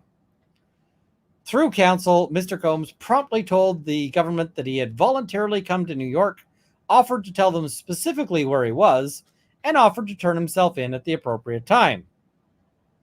So basically he's saying, I'm here, I'm going to turn myself in. And when he turns himself in, that is to his tremendous credit. So even though Mr. Combs came to New York, authorized his lawyers to tell the government of his location, and offered to self-surrender, the government effected an arrest last evening. This, we know, is the government's right. However, that he traveled to New York to self-surrender is also something the court should consider. They basically say, listen, he would have turned himself in, but you didn't actually give him the chance. You didn't let him turn himself in. And, it's like, yeah, that's kind of unfair, right? So, all right. This was not the first action Mr. Combs took to show his trustworthiness and lack of flight risk. Indeed, it is part of a pattern since even before the March 25, 2024 searches on Mr. Combs' residences. Mr. Combs and his counsel have been fully aware that the United States Attorney for the Southern District of New York has been conducting an investigation involving the allegations concerning racketeering and sex trafficking and other offenses. Knowing for these many months that he would be indicted, Mr. Combs has done everything, as will be set out below, to work with the prosecutors in ways that are unusual, if not unprecedented. The problem is that the prosecution is also alleging that he has been reaching out to witnesses to try to obstruct and tamper with the process, right? So that's not helpful. I don't feel that is super great when it's like, oh, he's also been tampering with things. So, yeah. In light of these circumstances, he can rebut the presumption of detention here due to his extraordinary actions in this investigation. Mr. Combs should be released on the conditions proposed so that he can fight this case in court effectively. And here's the thing. The judge is going to say, listen, he can totally fight this case in court from jail. Everyone else who, we have tons of people who are charged with very serious crimes who are able to fight their cases in jail. So, yeah. The proposed package. By the way, if Diddy is proposing a package to you, say no. Nobody wants Diddy's package. Yeah. A $50 million bond. Now I can tell you, I couldn't put up $50 million for anything. B, co-signed by Sean Combs, his mother, his sister, the mother of his oldest daughter, and his 3 adult sons. So basically it's if he runs off with this money, you can totally go after his mom. Now, I don't know how much Diddy loves his mom, right? If he's like a psychopath, he may not care about his mom. So, yeah. Secured by the equity in Mr. Combs' residence located at 2 West Star Island in Miami, Florida. The appraised value of the home is about $48 million. That is about $48 million more than the appraised value of my home. My home is appraised at, rounded to the nearest million, 0 millions. The home is unencumbered. In anticipation of this bail hearing on August 20th, Mr. Combs paid off the remaining mortgage of about $18 million so that the home could be used to secure a bond and be free of a mortgage. Man, wouldn't you love to just be able to be like, as preparation for getting arrested, I'm just going to drop down $18 million? Like, holy shit. Now, the thing is he might end up moving to another $48 million residence because prisons are very expensive. Secured by the equity of Mr. Combs' mother's home located at 450 Alton Road. Yeah, I wish I hadn't read that, but it is what it is. It's in a public court filing. It is what it is. Mr. Combs' travel will be restricted to the Southern District of Florida and the Southern District of New York to attend court, meet with his counsel, to attend medical appointments, which we will address to the court in a separate sealed submission. Basically, they're saying he's got medical problems, but we're not going to tell the public what the medical problems are. Now, you'll note, he tells the public what his mom's address is, but he won't say about his hemorrhoids or whatever the fuck it is that he's got as his medical problem. Or like his super herpes or whatever he's got. I kind of feel like his herpes at this point probably is like working on a PhD. So, yeah. Mr. Combs' passport was surrendered to his counsel on April 1st, 2024. His counsel advised the prosecutors of this fact in an email dated the same day. Counsel will provide the passport to pretrial services. So he's basically saying we're preparing, he's turned over his passport so he can't flee the country there. The passports of the following family members who have already surrendered their passports to counsel after the raid on Mr. Combs. Why is he turning over his family members' passports? That's weird. That's weird. Janice Combs, Chance Combs, Jesse Combs, Delilah Combs, and Love Combs. I thought he was Love. So, yeah. Since at least April 2024, he's been making efforts to sell his airplane. Diddy, call me. I got $500. I will give you $500 cash right now for your airplane. Let's do it right now. $500. You could sell that today. We informed the government of these efforts in May 2024, as explained further below. Just this weekend, Mr. Combs entered into a letter of intent with a party to sell it. Looks like I'm too late. Mr. Combs understands he's not to travel to Los Angeles, where the plane had been located this week, and further that the plane is not to be brought to any district in which he's located until it is sold. Home detention with GPS monitoring, i.e. they want to give him a brand new bit of jewelry, 2-wit ankle bracelet. Suzanne K says, I don't think you want his plane.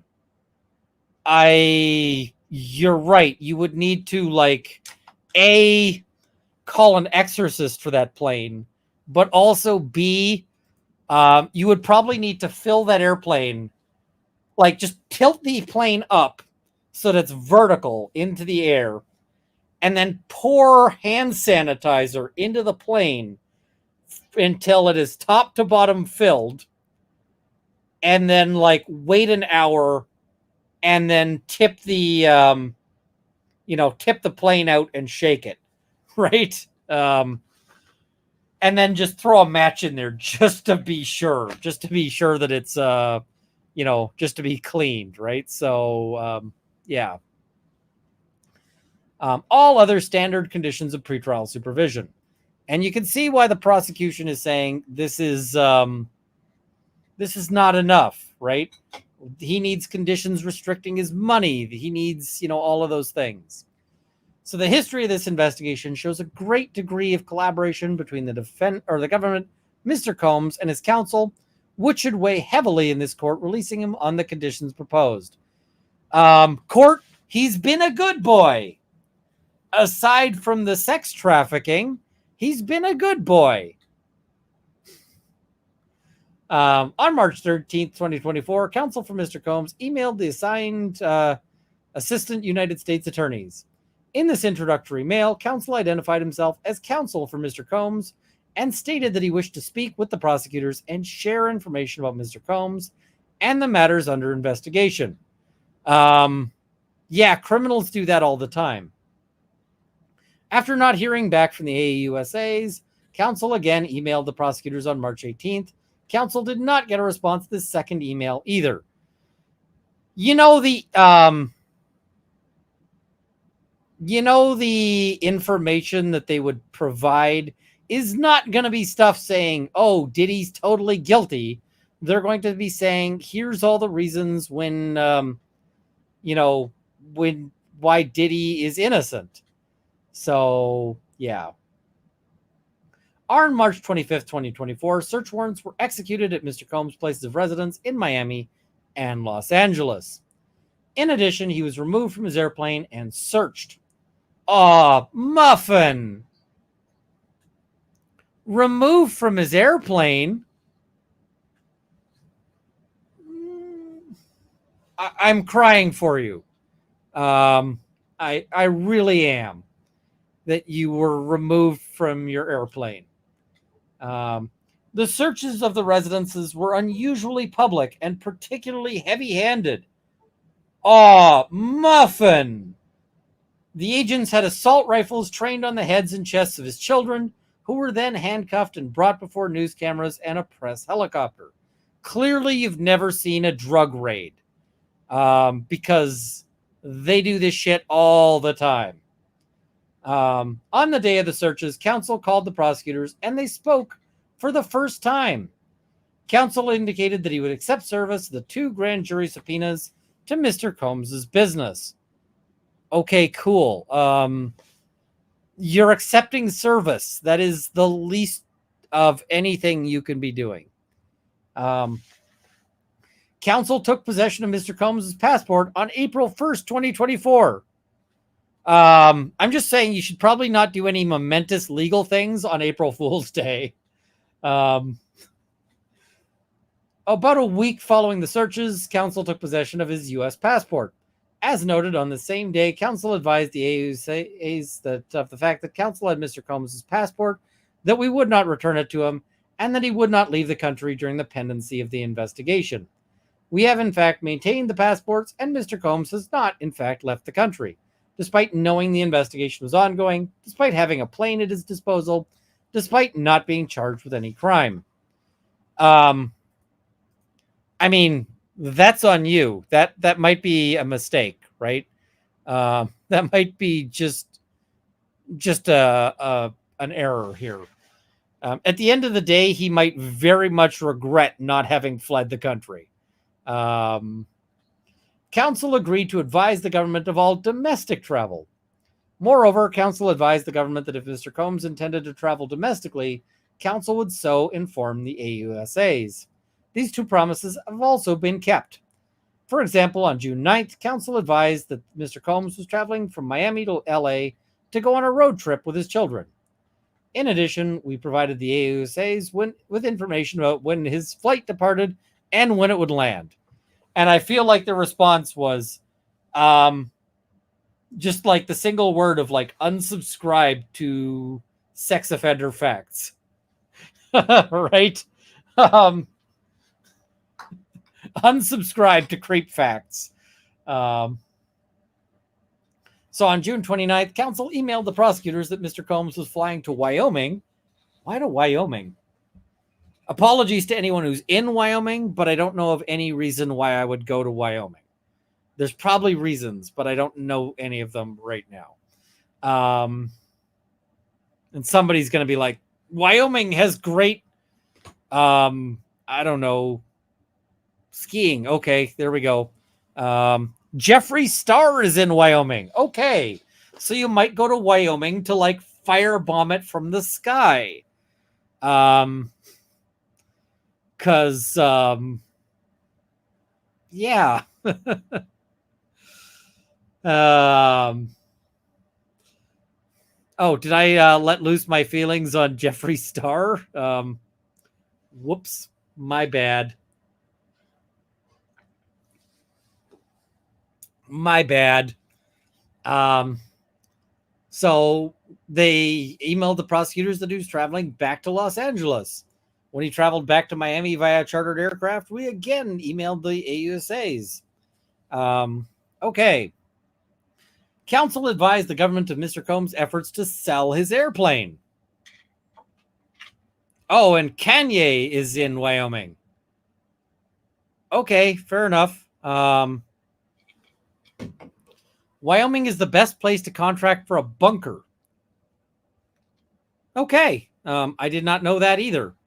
I don't really feel like needing to make a bunker right now, but if somebody wants to buy me a bunker, I don't have the money for a bunker. So, council advised the government of Mr. Combs' efforts to sell his airplane. So on May 21st, council advised the AUSAs during a phone call that Mr. Combs had commenced efforts to sell his airplane. We followed up on that conversation the next day and basically said he keeps trying to sell his plane. Over the past several months, there have been several potential buyers for the airplane, and at least 2 buyers have signed a letter of intent to purchase the aircraft. And then they backed out as soon as they brought on a black light, because they brought on a black light into the plane, and then the whole plane glowed, including the exterior. And yeah, they're like, I'm out. Peace.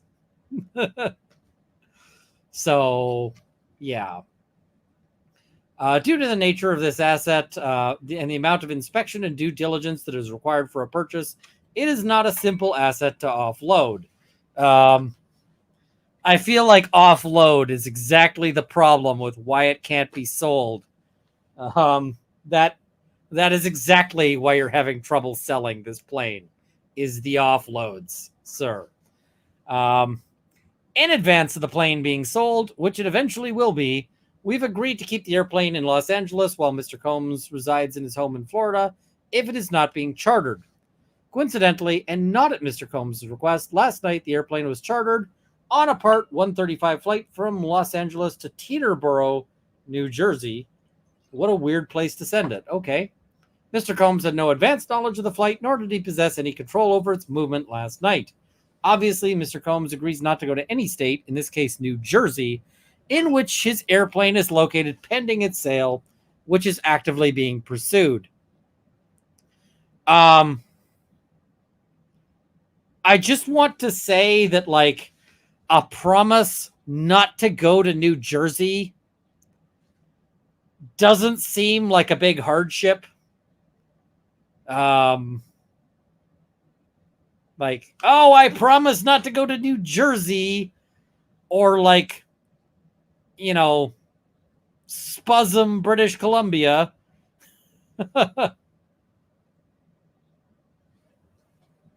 Yeah. Okay. Mr. Combs voluntarily relocated to New York in advance of his arrest. Once it became apparent to counsel that Mr. Combs' arrest was imminent, he promptly relocated to New York City. Folks, I have to do it. I just have to do it. This dog made New York City! New York City!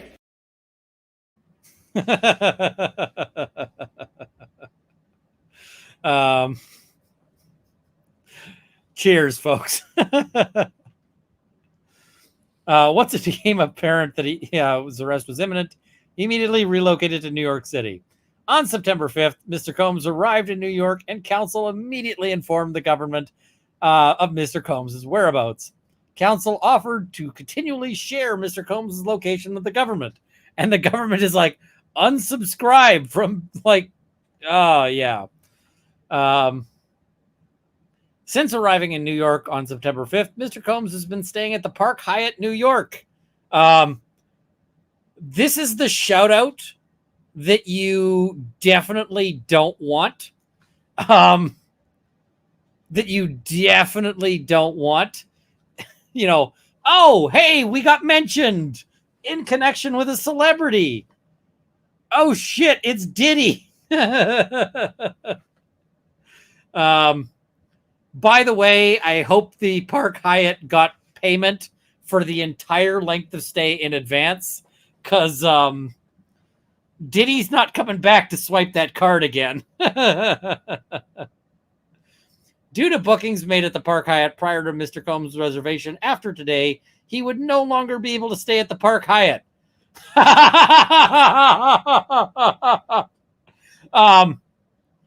Due to bookings made at the Park Hyatt prior to Mr. Combs' reservation.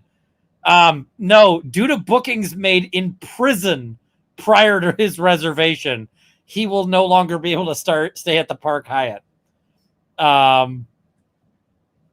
Like that, it's not the reservations at the Park Hyatt that are his problem. It's the reservations in the jail.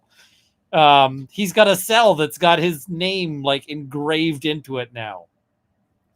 Accordingly, Mr. Combs had a reservation to stay at the Carlisle Hotel starting today. Had. I feel like he's not going to make it. Yeah. Since Mr. Combs relocated to New York earlier this month, counsel has been looking for a 1-month rental for Mr. Combs in New York City. Despite counsel's persistence, it has been challenging to find a rental for many reasons, including because of the numerous events occurring in New York City in September. For example, the U.S. Open, Fashion Week, and the UN Summit, and some landlords' discomfort with having Mr. Combs as a tenant given the investigation.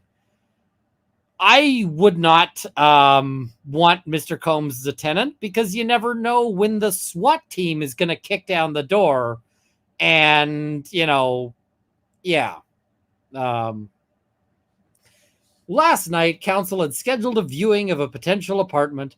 However, because of Mr. Combs' arrest, counsel and Mr. Combs were obviously not able to view the rental. Good news, though, you got an entirely different viewing.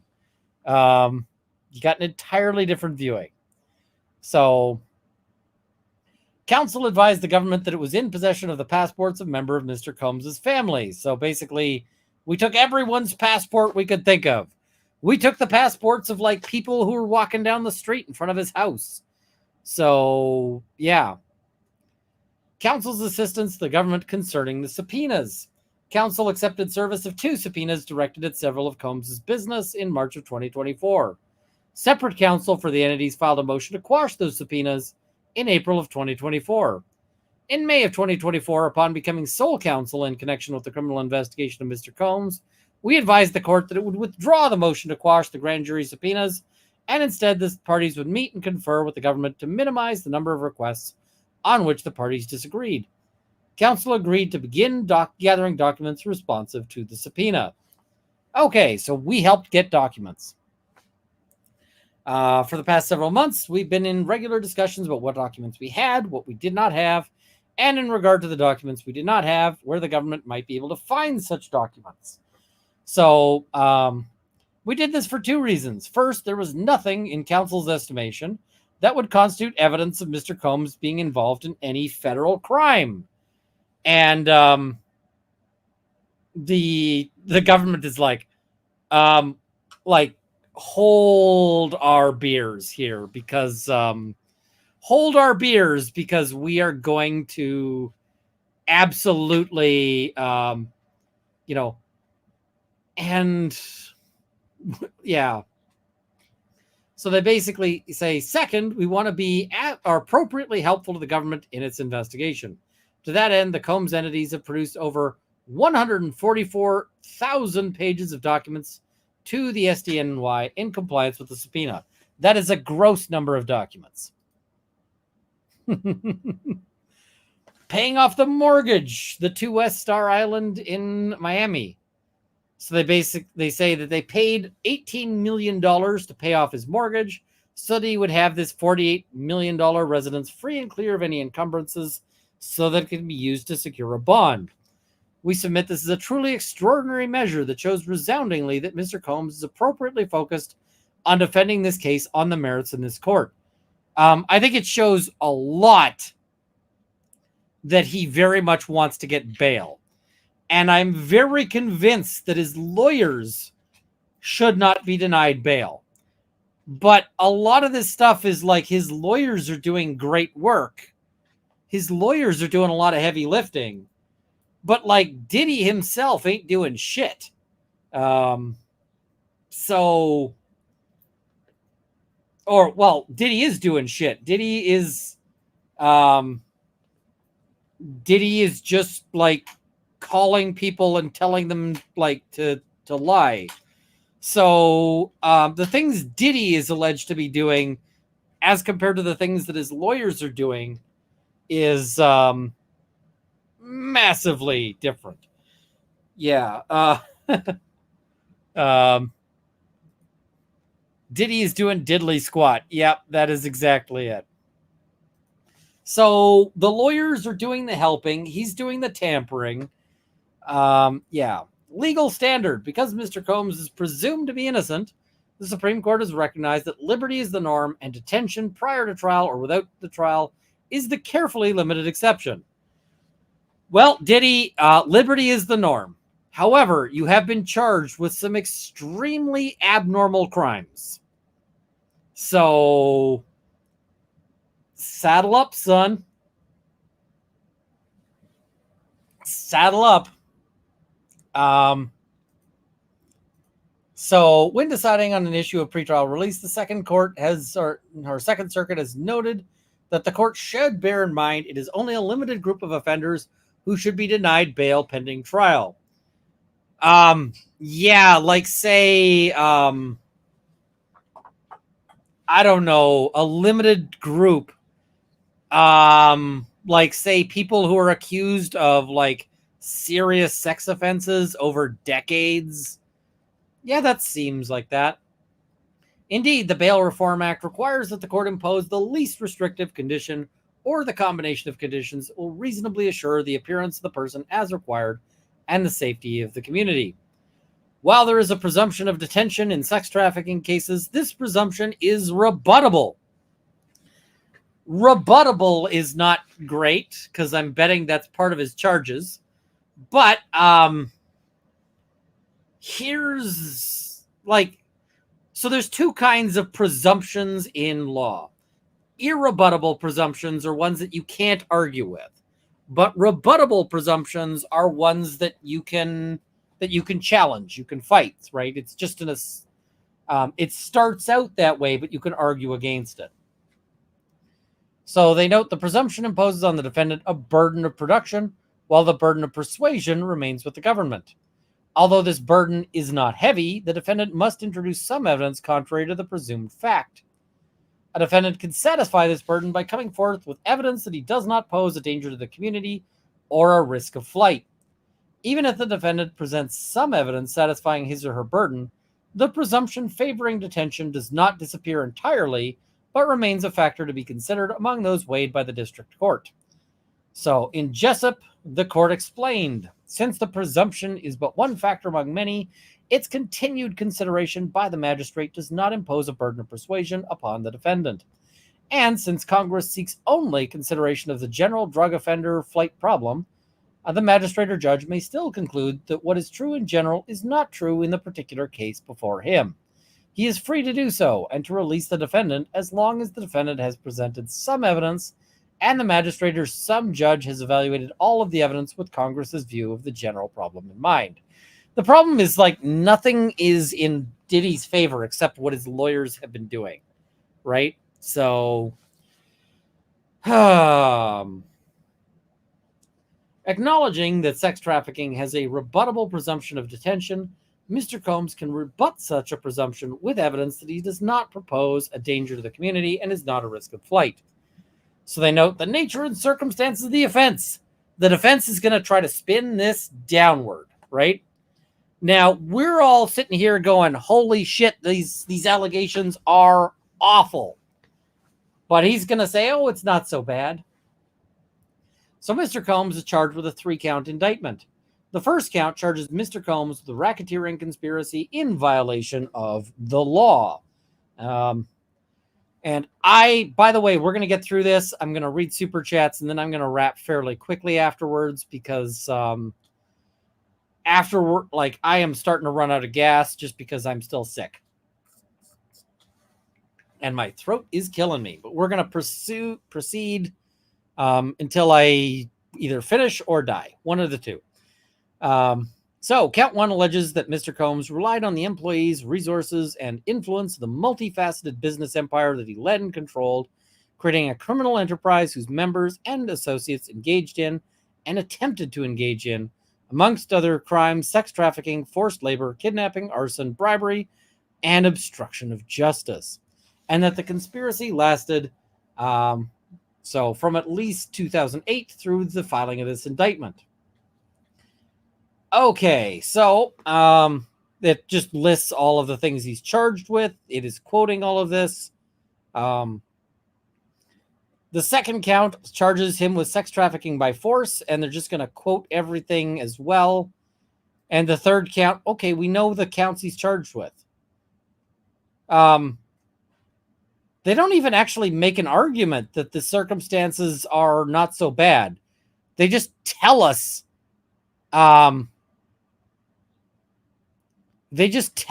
what the charges are, but they're not actually saying that these charges aren't so. There's no argument about this. I don't get this at all. Defendant's history and characteristics. His history and characteristics are best demonstrated by the way he has responded to this investigation from the very inception to his most recent decision to travel to New York when his lawyers told him that the case could soon be starting. I feel like his history and characteristics will actually best be summed up in the view of the judge and the prosecution by the charges, right? Oh, hey, I'm not such a bad guy. I turned myself in. It's like, yeah, but also you're alleged to have been engaging in fucked up sex trafficking. So, yeah. This is, yeah. He has never run from a challenge, and he will not run from this one. Okay. Instead, he takes these challenges head on. He moves towards them confidently. and with the assurance that right is on his side. That's a hell of a line here. Okay. These are not merely the words of his lawyer. Rather, the actions of Mr. Combs over the last several months conclusively prove this. Aside from his actions since the inception of the investigation, Mr. Combs' character is shown through his demonstrated contributions to society in several important areas. First, he has given generously over his entire life to charitable causes. To name only a few examples, since founding Bad Boy Entertainment in 1993, he's actively supported and donated millions to after-school programs and organizations like the Boys and Girls Clubs of America. His commitment stems from the positive influence such programs had on his own childhood, inspiring him to give back to similar initiatives. He's also supported organizations including the National Foundation for Teaching Entrepreneurship, further emphasizing his dedication to creating opportunities for young entrepreneurs. This is not sounding great when the prosecution is saying, oh, he's trying to buy his way out of challenges. They're like, look at all the money he spent. Look at all the money he spent.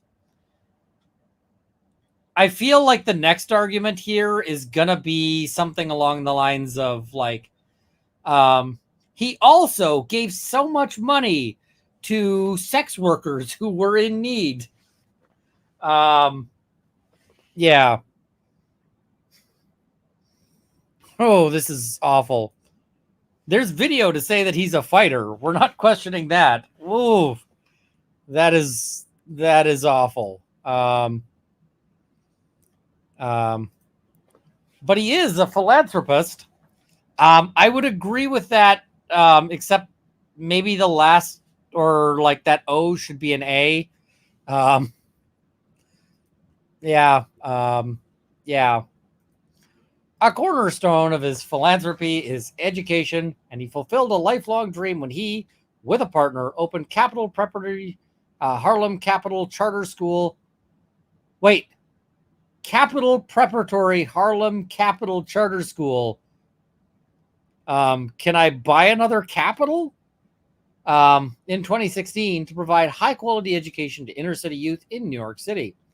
The success of this initiative led to the launch of the Capital Preparatory Bronx Charter School in 2020, with Combs donating $1 million to support its development. These schools are part of his broader commitment to education, which includes significant contributions to historically black colleges and universities, such as $2 million to Howard University and $1 million to Jackson State University in 2023. Mr. Combs has also been proactive in health and disaster relief efforts, having raised over $2 million for New York City public schools and hosting a virtual dance-a-thon that raised more than $4 million. A virtual dance-a-thon. Okay. Maybe I'm doing the Stollery wrong.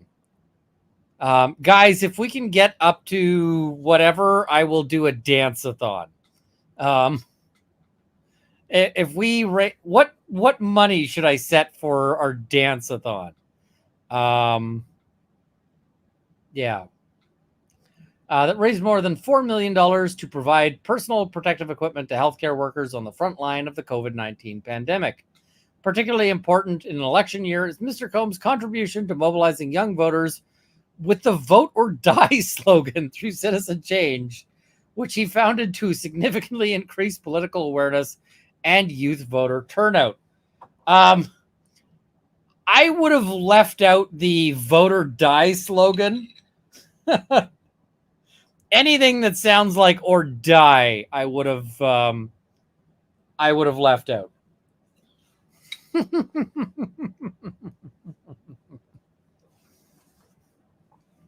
Like, my dude, you're charged with like threatening people with guns and witness intimidation and so forth.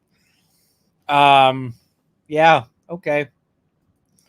I'm guessing that sounded better before all of this. Second, few people have done more to advance the cause of black people in the music, entertainment, and fashion industries than has Sean Combs. While he's always been controversial, he's also always championed minorities and underrepresented communities.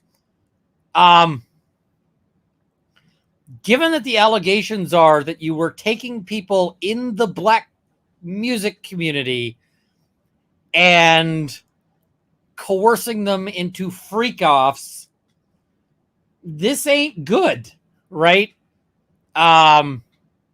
Like, sir, it's alleged that you have used these things to get people to do horrible, fucked up shit. So, maybe not. So, as chairman of Combs Global, Mr. Combs has used his platform to create the Excellence Program, an internship initiative with Endeavor in July 2021, a major initiative designed to provide development opportunities for aspiring executives in entertainment, marketing, music, and fashion from underrepresented communities. And how many of them are going to be testifying against you? Like, how many of them are going to be testifying against you? Because, yeah. Yeah. I got an issue with that. So, in marketing, music, and fashion from underrepresented communities, Mr. Combs' philanthropic work has earned him numerous accolades throughout his career, including the Triumph Award from the National Action Network in 2016, the Superhero Award from Room to Read in 2017, the Child of America Award from the Carver Foundation in 2018, and in 2023, the Icon Award from the Apollo. And I can guarantee you, he will never get another award in his life. But okay. Throughout his multifaceted career, Mr. Combs has not only created thousands of jobs, including valuable internships for young professionals. Again, read the room on those allegations, man. But has also supported minority and women-owned businesses, leveraging them as key suppliers and vendors for his enterprises. Read the room. Read the room on that. Counsel will be prepared to address the factors of dangerousness to the community and weight of the evidence at the 2:30 p.m. initial appearance, which he lost. The proposed bail package addresses any issues with flight and danger to the community. In light of the proposed conditions, the actions Mr. Combs has already taken regarding the investigation, and Mr. Combs' lifetime commitment to live up to his obligations concerning every challenge he's ever faced, this is starting to sound like the Logan Paul lawsuit. So he should be released to fight this case in court and prove his innocence. Sean Combs has never evaded, avoided, eluded, or run from a challenge in his life.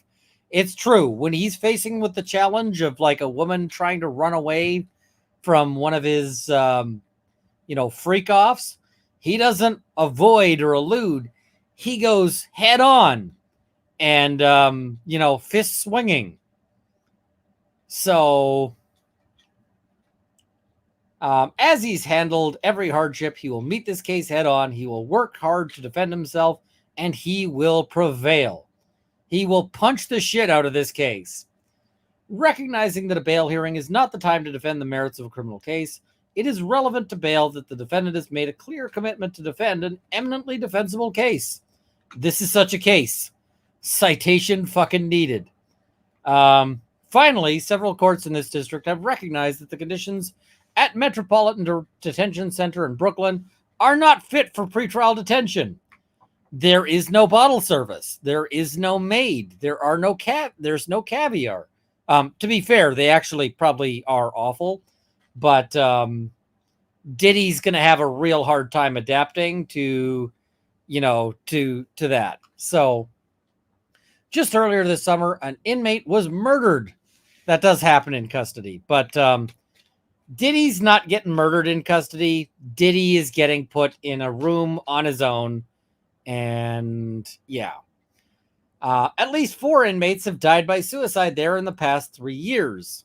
Numerous courts in this district have raised concerns with the horrific conditions of detention there. And he's too rich to be dealing with these things. So, but he notes that the conditions are described as dreadful and long-standing and noting that the issues with the food contamination and hazardous physical conditions were an ongoing tragedy. Describing the MDC as dirty, infested with drugs, and plagued by violence. Describing overcrowding. You're not going to have to worry about overcrowding. They're going to put him in his own room, right? They're going to put him alone. Overcrowding, staffing issues, and lockdowns. And describing MDC conditions as disgusting and inhuman as anything I've heard about any Colombian prison, but more so because we're supposed to be better than that. Courts in the Eastern District have shared the same concerns. And sentencing a defendant to 9 months in prison, but ordering that the Bureau of Prisons designated the defendant to the MDC, the court would vacate the sentence and resentence to home incarceration. Okay. So they want him released to his home. Now, I already gave the spoiler on this one, which is he was detained. He was held in custody, and then he had an appeal. He said, "No, I get a second try. Judge, you did it wrong. I want to appeal my detention." And the court said, "Yeah, cool. That's nice. In you go." So Diddy is going to be in jail. Now, somebody said, what are his chances of getting bail later on? I think that he might, if he's smart, be able to craft bail conditions that might get him released, right? If I was him, I'd be saying, listen, we're going to have the lawyers control the finances, and he'll get paid like a limited stipend so that he can, so that he can survive, but he's not going to be like rolling in money. He's not going to have any big money to go around. We're just going to like pay his rent or his mortgage or whatever else.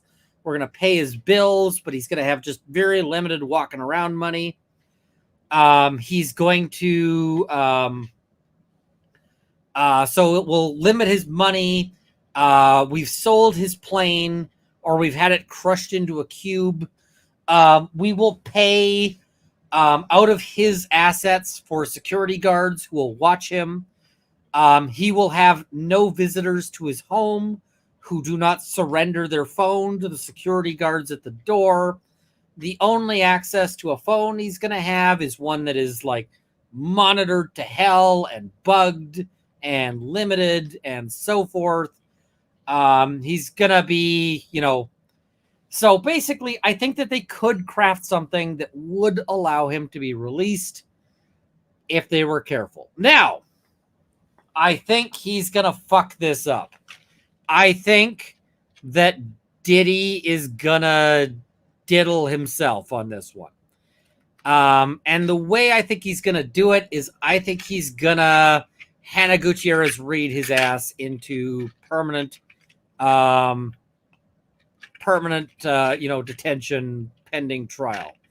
And all it takes is while he's in custody, every phone call he makes is recorded. And I guarantee you that every phone call he makes is gonna be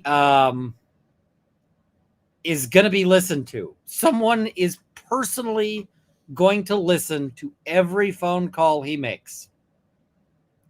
And so all it takes is for him to make one stupid moron phone call to a buddy saying, "Oh, make sure you talk to witness and let them know that they need to say X, Y, and Z."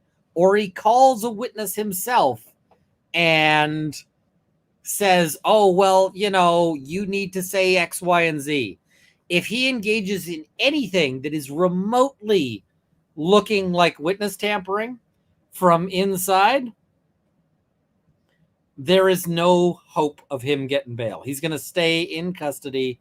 And I don't know that he has I think he's probably like Hannah Gutierrez Reed. I think he's just like Hannah Gutierrez Reed if Hannah had talent or skill.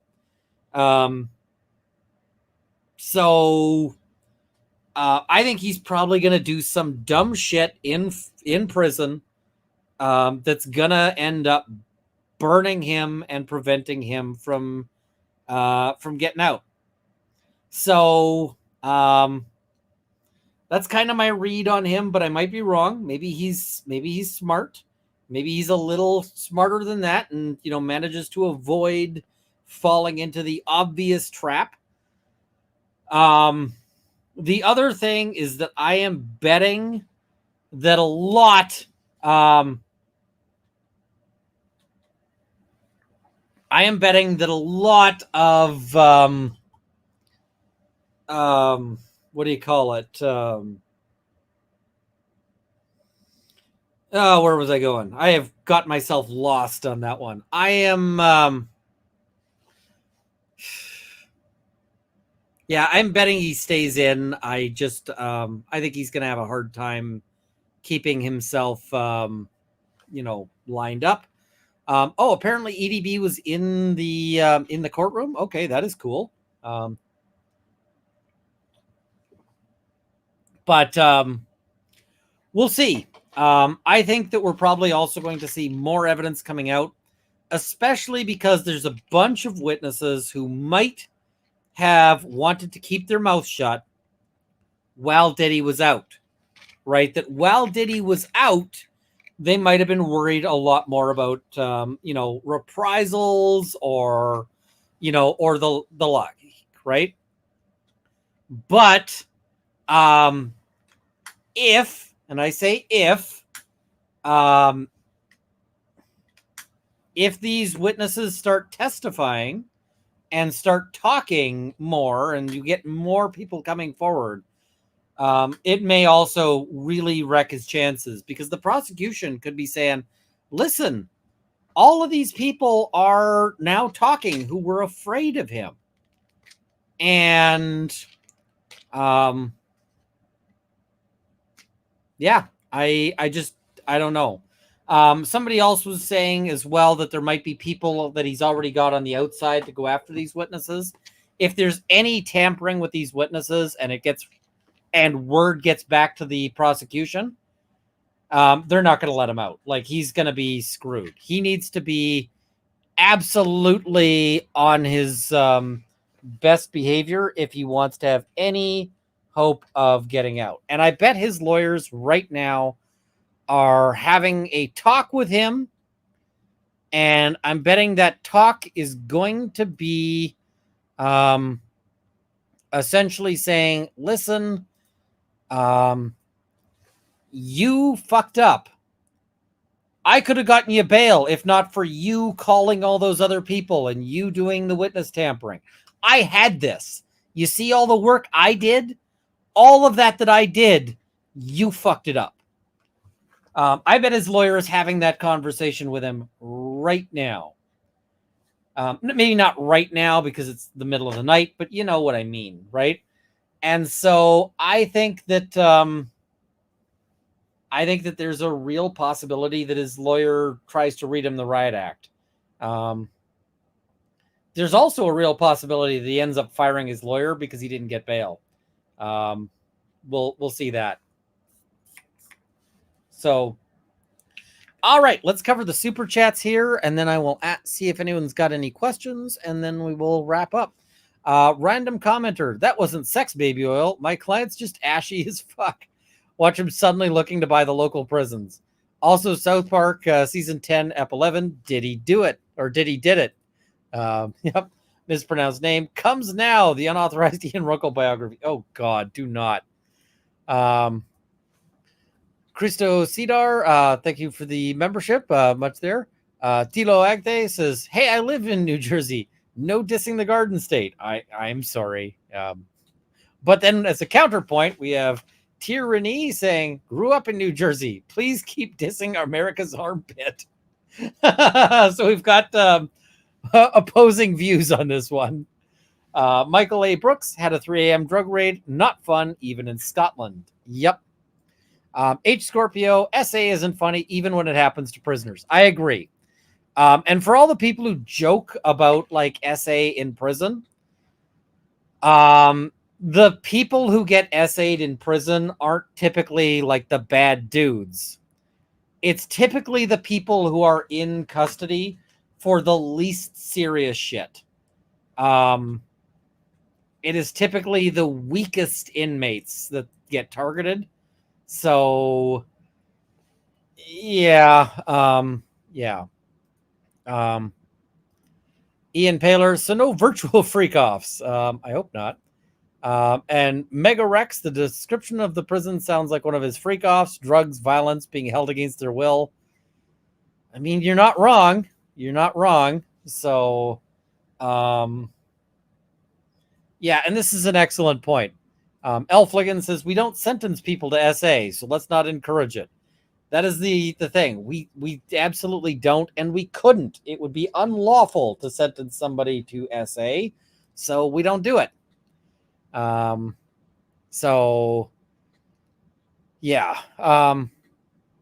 All right. Yeah, and I think prisoners should be safe. They should be, the point is to keep them away from society, but at least minimally, I got no problem with them being at least minimally comfortable and not mistreated and so forth.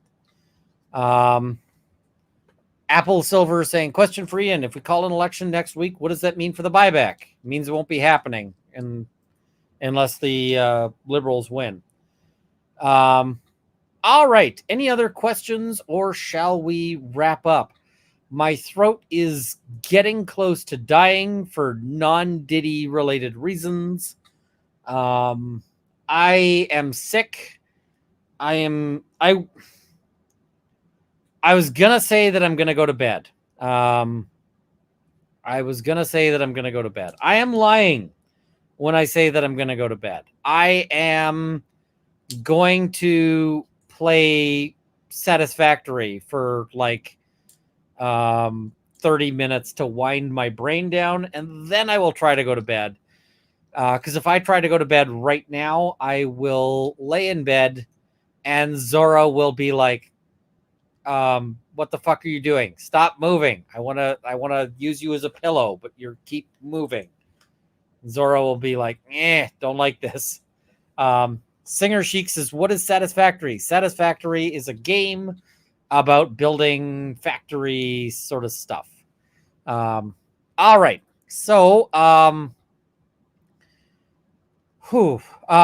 what tier are you at in Satisfactory? I am on, I think I'm trying to build the stuff for tier 3. So, yeah, that's kind of where I'm at.